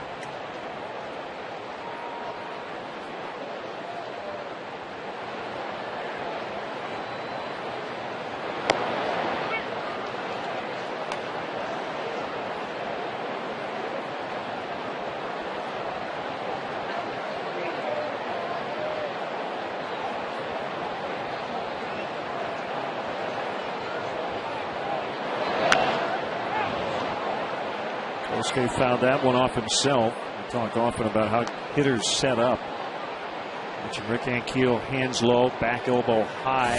Kosuke has his elbows, as you see, both down as he gets set to hit. That one off the instep of his right foot.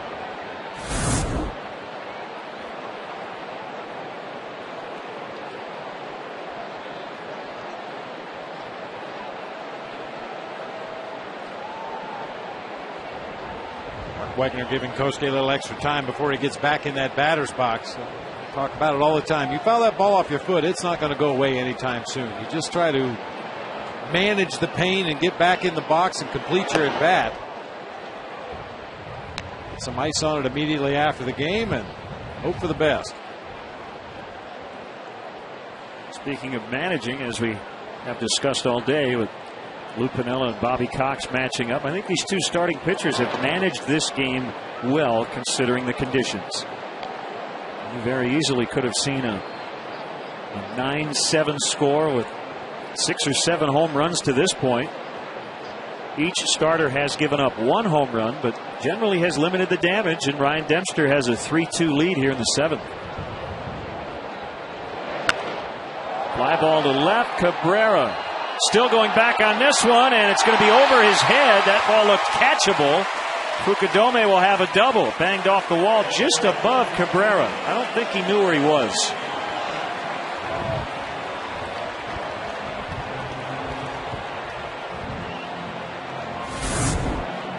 I agree with you. I don't think he knew where he was in relation to the wall and the well out there in left field. Took one quick peek back and then gave up on the ball. Looked like if he would have just stuck his glove up in the air and taken one more step, he might have been able to make a play, but there are bricks behind the ivy.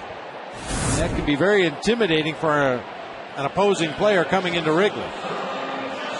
There's a nuance here. The track is wider right there in the well where the wall curves around.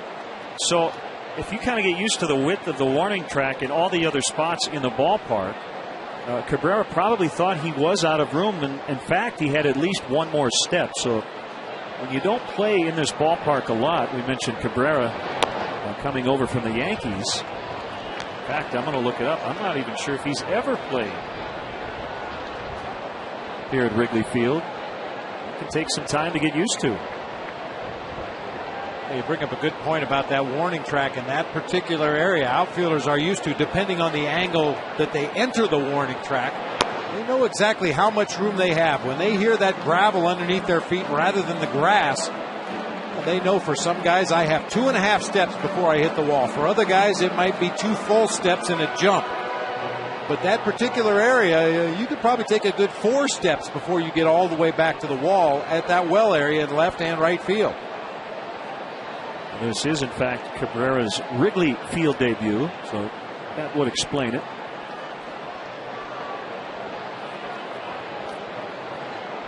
I can't think of another ballpark configured quite like this, where it gets deeper near the line. And the wall actually comes in as you get near the gap.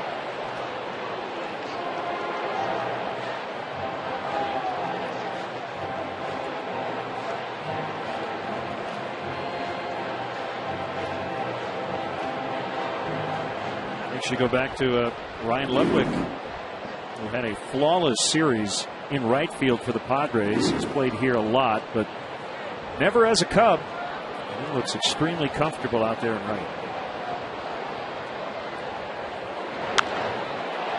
Cabrera will get another chance. This one much more routine. A little pump fake. That's not going to get the bleacher fans on your side, Melky. Although they probably let him have it after that double. 3-2 Cubs after 7.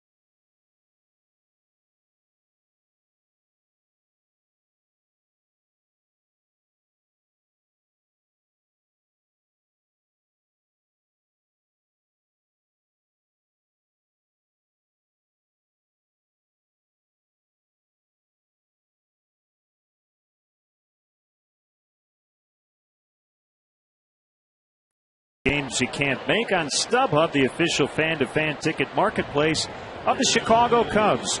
You'll find great seats and great service on StubHub all season. So go to StubHub.com and choose your seats today.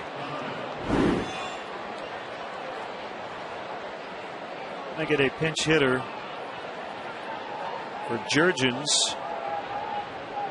Switch batting Brooks Conrad.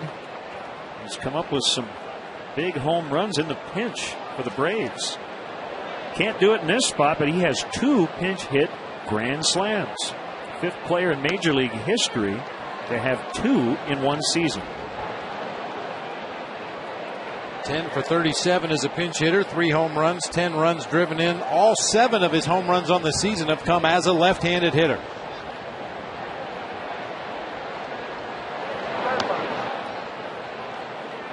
One ball, one strike. Nobody up in the Cubs bullpen. For the time being, this is Ryan Dempster's game. Pitch count getting into the mid-90s. 6 strikeouts, 2 walks, 4 hits allowed in the first 7. A little high, 2-1. I think if we see a base runner in this inning, that will change. Takashi Saito up for Atlanta.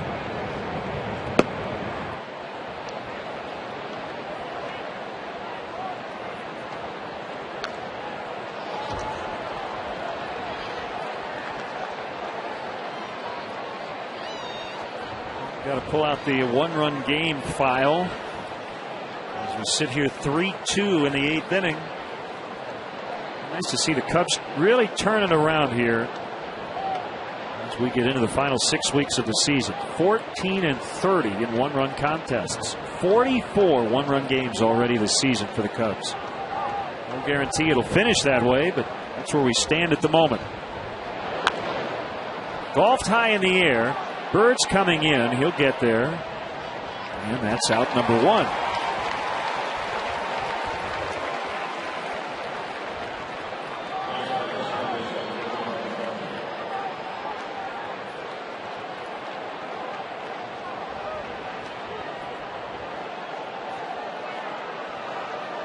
Fonte with the surprising blow for the Braves early in the game. Back in the 3rd inning, a solo home run to left field, only his 4th of the season. Took advantage of the conditions, got a ball up in the air to left field and rode it out of here. Also had a double back in the 1st. Fonte with a 9-game hitting streak.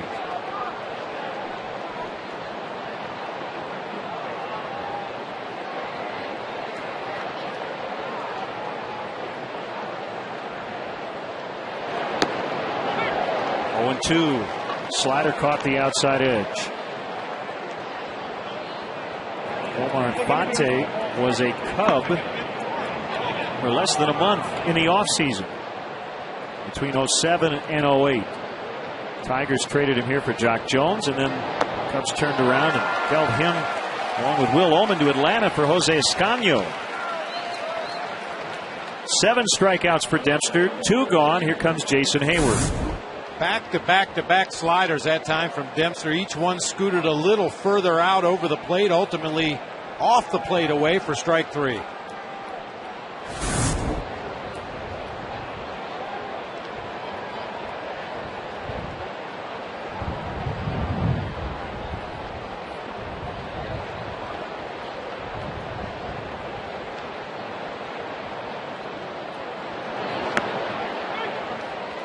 Strike 1 on Hayward. Wind still gusting straight out to center.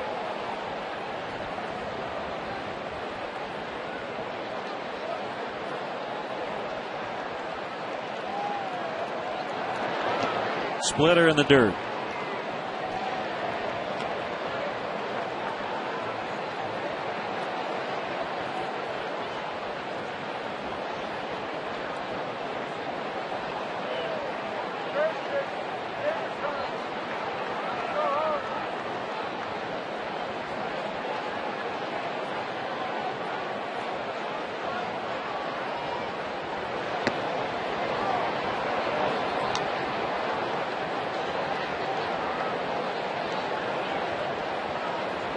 Taking a little more time between pitches here in the 8th inning. He may be running out of gas out there. Most Marmol is ready if needed here in this 8th inning. Dempster hopes that's not the case. 2-2 on Hayward. 39,345 in the ballpark today.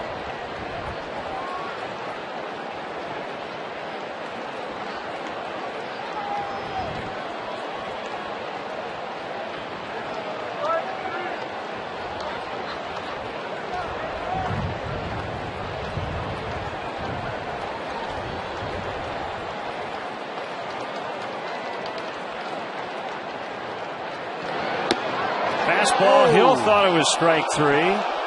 Dempster thought it was strike 3, but Mark Wegner has the final decision. 3-2.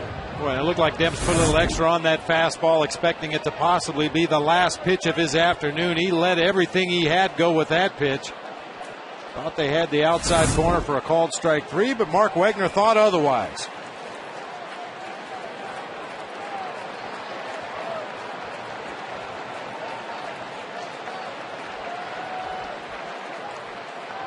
Three-two slider pounded on the ground to Blake DeWitt. Dempster through 8. We'll chat with Mark Wegner. Cubs lead 3-2.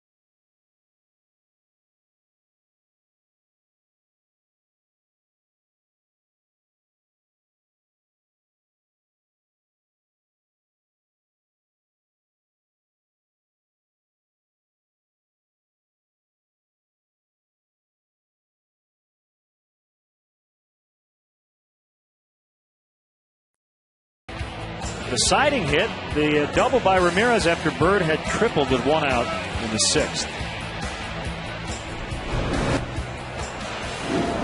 Right-hander Peter Moylan making his 64th appearance of the season.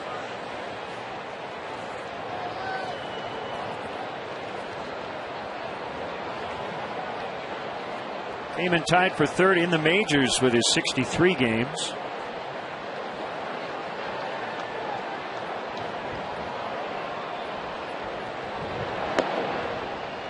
Starts off Marlon Byrd with a slider low and away. Peter Moylan actually has a name for his changeup. It's called Dave. Dave. Not into naming his pitches, but Jesse Chavez suggested he give it a name as he worked on it during spring training. So, fastball, slider, Dave. Dave's as good a name as any. Why not Timmy? Charlie the changeup. There you go. Although Uncle Charlie is usually the curveball.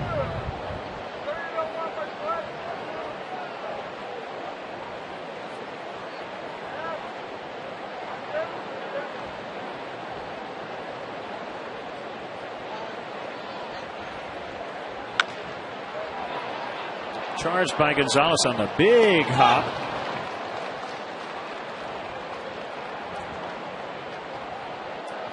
Did not want to let that ball hit the dirt. And have to play it off a short hop.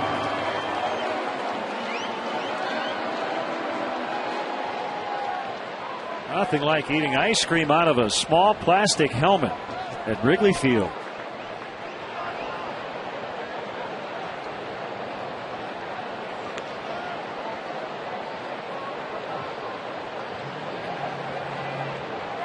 Been an excellent day for Ramirez. Game tying homer in the 4th. Go ahead. RBI double is next at bat. Be retired by Prado 5-3. Ryan Dempster 106 pitches. Carlos Marmol back up in the bullpen. I'm going to guess it'll be the closer in the 9th. I think just based on his body language and the way he went about retiring Jason Hayward to end that top half of the 8th inning, I think Dempster spent everything he had getting that final out.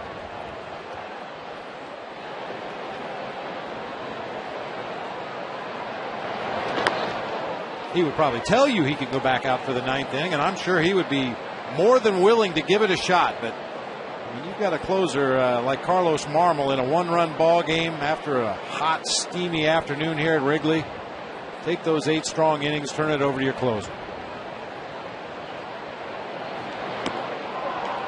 0-2. Back-to-back sliders from Moylan. Soriano might not see a fastball in this at bat. If he does, it'll be eye high. Be another slider.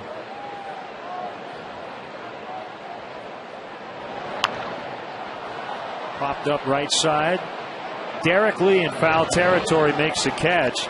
Derek will bat second in the 9th. As the Cubs lead this one 3-2, the closer Marmol is coming in.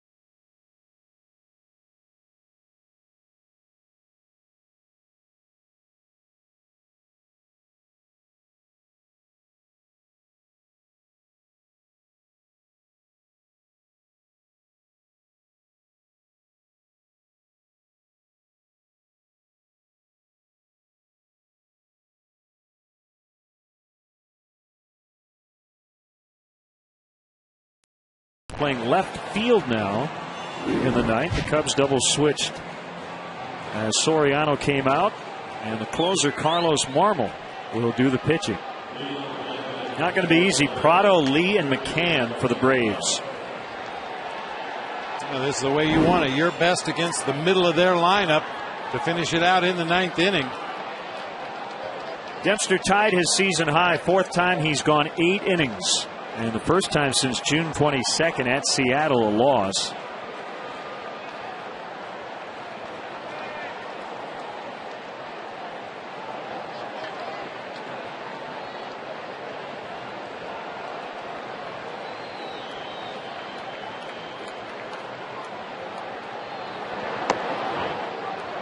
Slider is high on Martin Prado. Well, let's look ahead. A couple of hitters. Brian McCann, this third scheduled hitter in this inning. 0 for 1 against Carlos Marmol lifetime. He's a left-handed bat, one of their better offensive players. However, their backup catcher, David Ross, is 3 for 3 lifetime with 2 home runs against Carlos Marmol. How does that happen? Do you pinch hit for your all-star catcher with your backup? I doubt it. I would agree.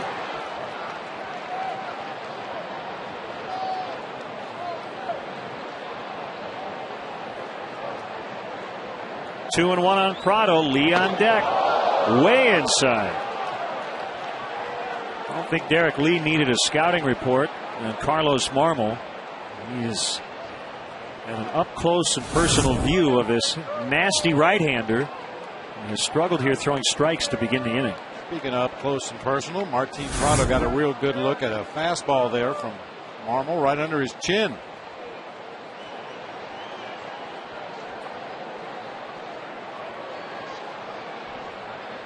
(3-1). The slider is high, ball 4. Let's go back to the first inning. Derek Lee hitting cleanup for the Braves in his debut after being acquired from the Cubs 2 days ago. Got a nice ovation. First baseman, number 27, Derek Lee.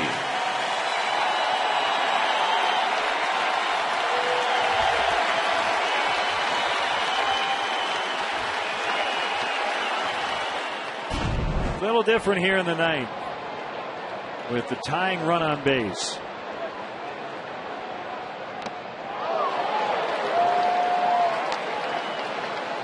I would have bet you a lot of money he was going to take that first pitch after Marmol walked the leadoff man, but he let it go for strike 1. A good pitch to swing at right there. Four-seamer pretty much right down the middle of the plate. That's why I don't gamble. 0-2. Back-to-back heaters.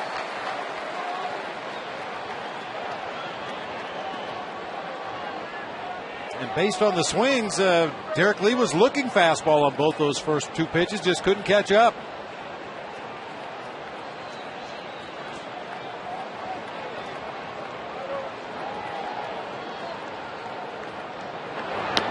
Struck him out. 95 on the fastball. Lee 0 for 4.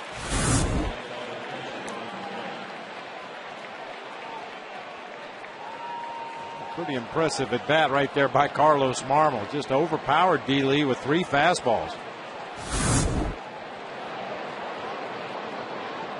Here's McCann. Prado still at first. Way inside. And a slider.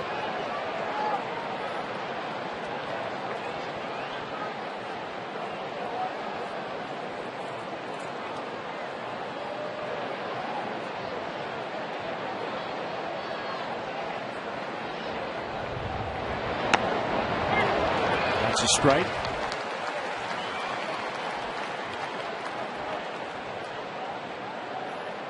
McCann, one of just 7 catchers to win 3 or more Silver Slugger awards. Got his 3rd career trophy last year.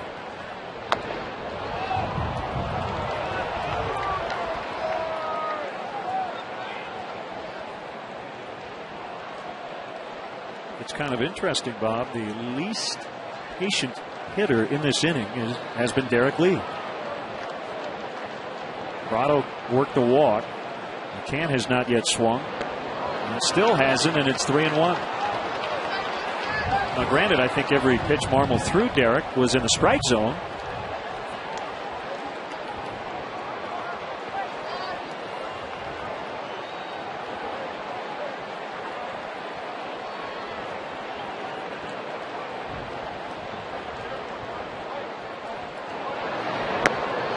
That's the thing about Carlos Marmol. There are no predictable counts. He'll throw his slider in any count. He'll throw his fastball in any count. There's just no way to go up to the plate and try to guess along with him.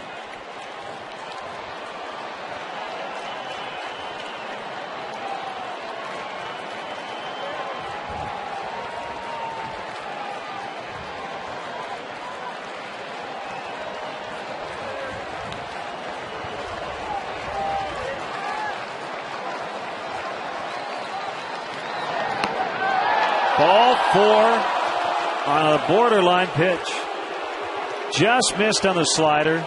And I think Larry Rothschild's coming out. He is going to get a pinch runner for McCann. Diori Hernandez representing the go-ahead run. They now have the tying run in scoring position. A couple of borderline non-calls this inning by Mark Wegner behind the plate. The belt-high slider. The inside corner of the plate, but Mark Wegner has not gone up above that belt to make a call so far in this game.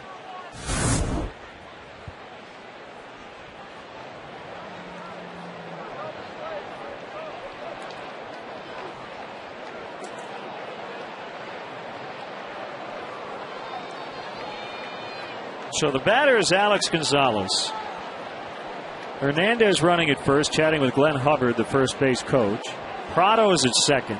1 out here in the ninth.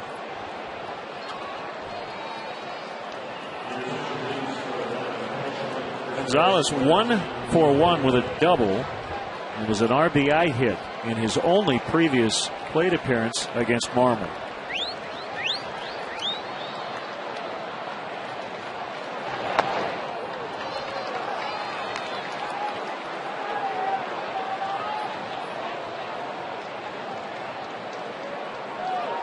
Braves have not put a ball in play this inning. 2 walks and a strikeout. It's not unusual with Marmol on the mound. It's 2-0.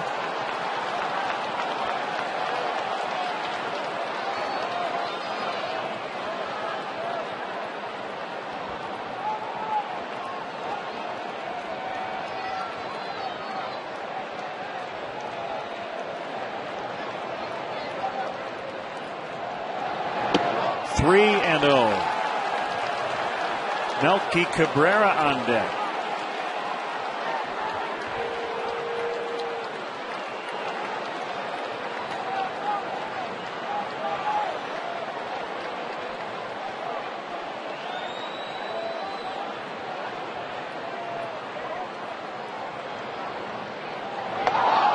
Almost hit him, and that loads him up. Marmol has walked the bases loaded.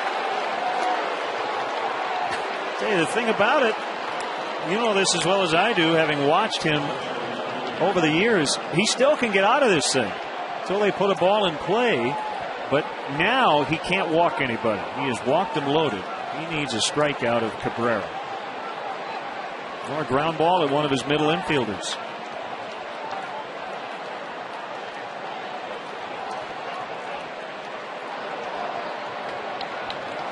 Here we go. Swing and a miss.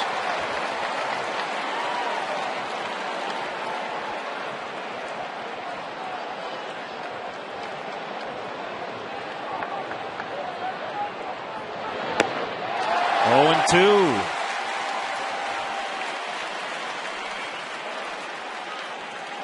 Vaguely reminiscent of the Derek Lee at bat. Just reared back and threw 2 fastballs right by Melky Cabrera. And he struck him out. So you're right. The 2 most successful sequences have been 3 consecutive fastballs and 3 swings and misses.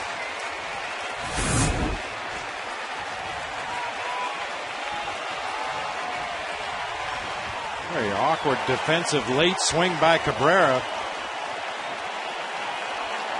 Rick Ankiel swinging a miss on a slider. He might not see a fastball. We'll see.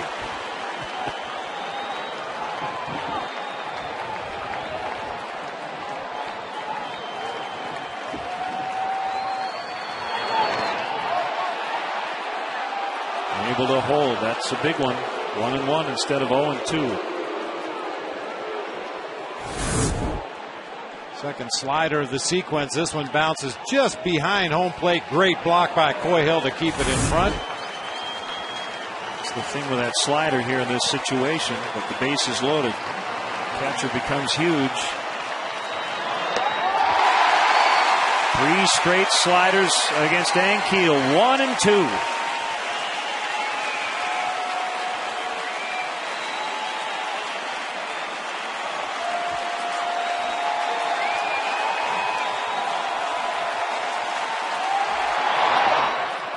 Another one in the dirt. Textbook block again by Coyhill. That was squared up right in the middle of the chest protector.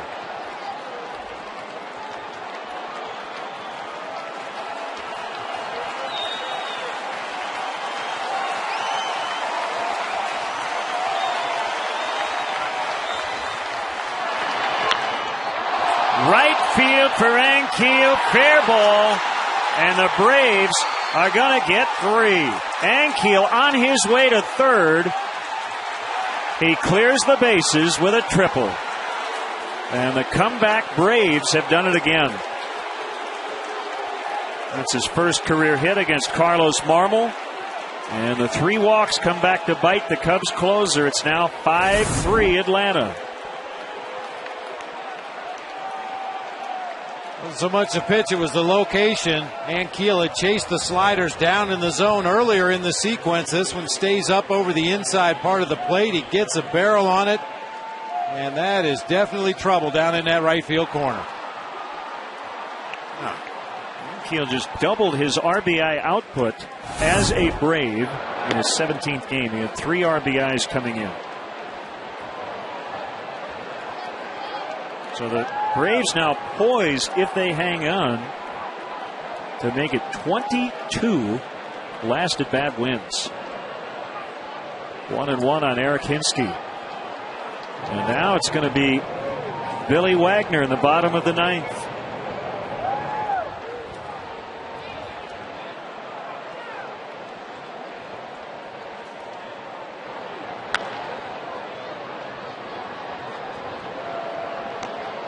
Braves were down to their final strike.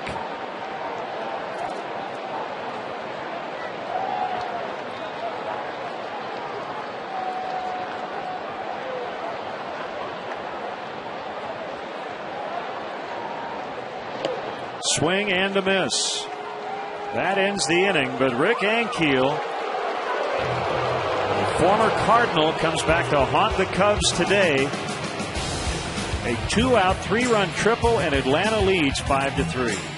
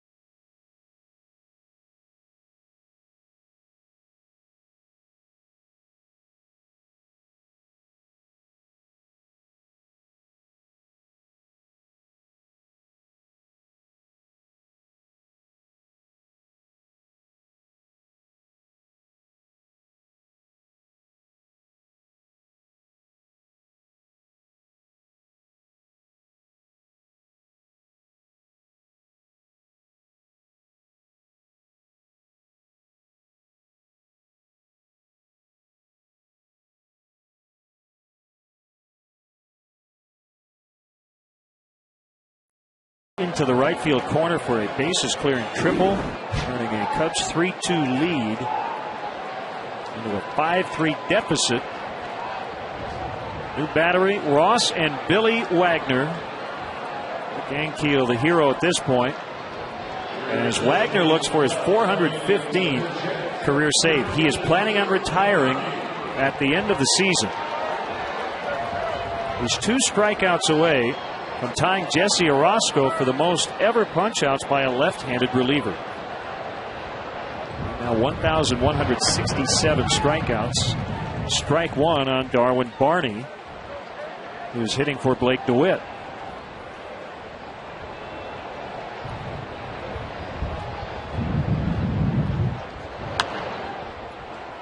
I mean, every guy reaches a point in his career where he decides that he's had enough. Sometimes that decision is reached for you by an organization, but it's hard to believe that Billy Wagner's thinking about hanging him up. With the kind of numbers he's putting up this year, he's still throwing extremely well. Well, he's made his fair share of money. He wants some more family time and trying to go out on top as the Braves look to be well set up for a potential deep playoff run. 1-2 pitch, and that'll be a base hit. Darwin Barney against a potential Hall of Famer. Leadoff single, tying run will come up.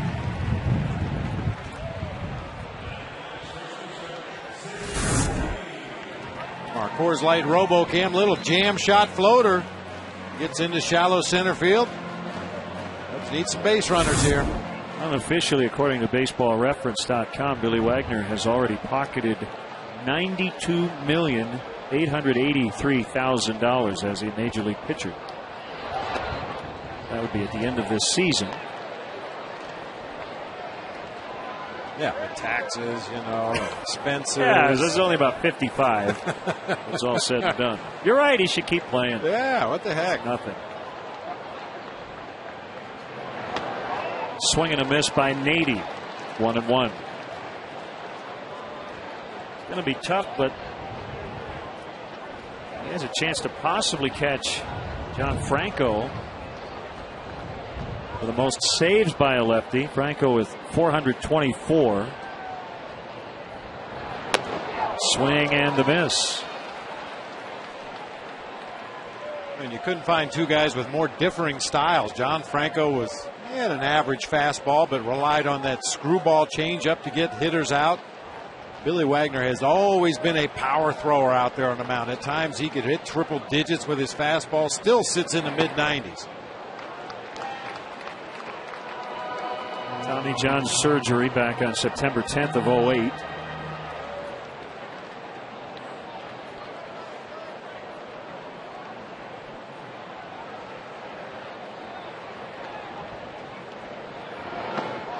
Nady strikes out.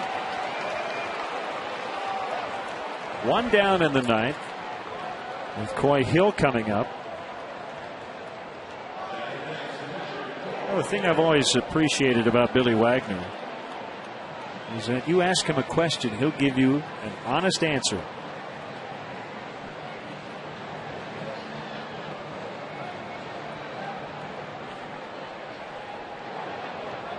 Seven-time All-Star and has never led his league in saves, believe it or not.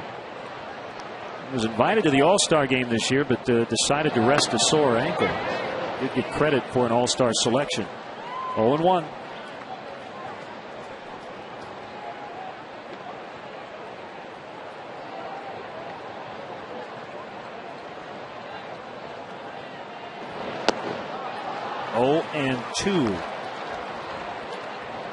One of the more awe-inspiring at-bats I ever saw was Billy Wagner pitching against former Colorado Rockies third baseman Vinny Castilla. One of the best fastball pitchers in the game against one of the best fastball hitters. Well, he'll take a look at a called strike 3. A couple of 100-mile-an-hour fastballs, a couple of 98-mile-an-hour fastballs, and eventually Vinny Castillo hit a shoulder-high 100-mile-an-hour heater straight out of the ballpark to center field. Those are the kind of matchups you pay money to watch. So Wagner has now tied Jesse Orozco, most strikeouts by a left-handed reliever ever. Jeff Baker, a lot better against lefties and righties. He hits for Sam Fuld.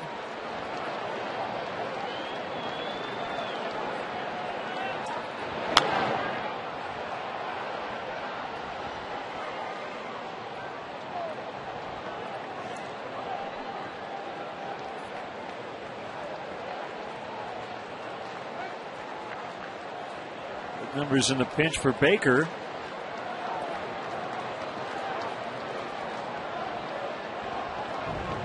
Barney takes off for second. Swing and a miss. Cubs down to their final strike. Barney will not be credited with a steal.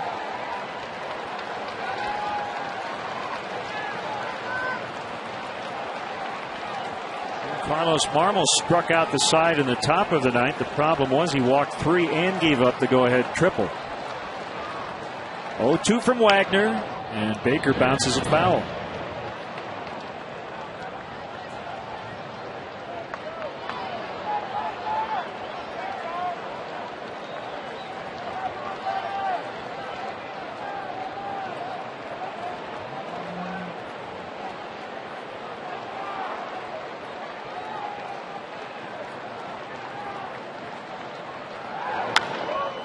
A pop-up by Baker.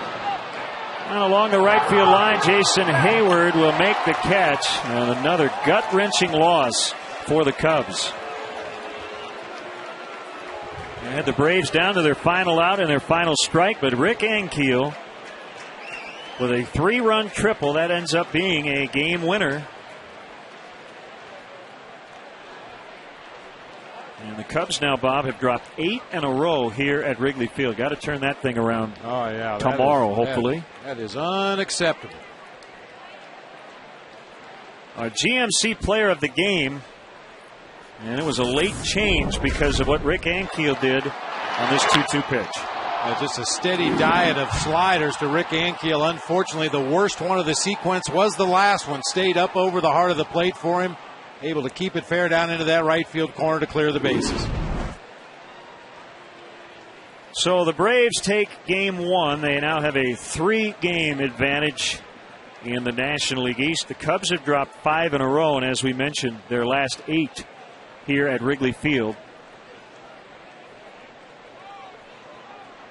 And that's going to do it for our game coverage. But stay tuned. Sylvania post-game live coming up. Live from Wrigley Field. They're getting set up on the field as we speak. The final score today, the Braves 5, the Cubs 3. Our next Cubs telecast here on Comcast Sportsnet will be Monday night, 6 o'clock Central Time from the nation's capital, the Cubs and the Washington Nationals. In-game scoring provided by ScorePad. And now for Bob and our entire crew, this is Len Casper. After the break, Gail and Todd will have Sylvania postgame live from Wrigley Field.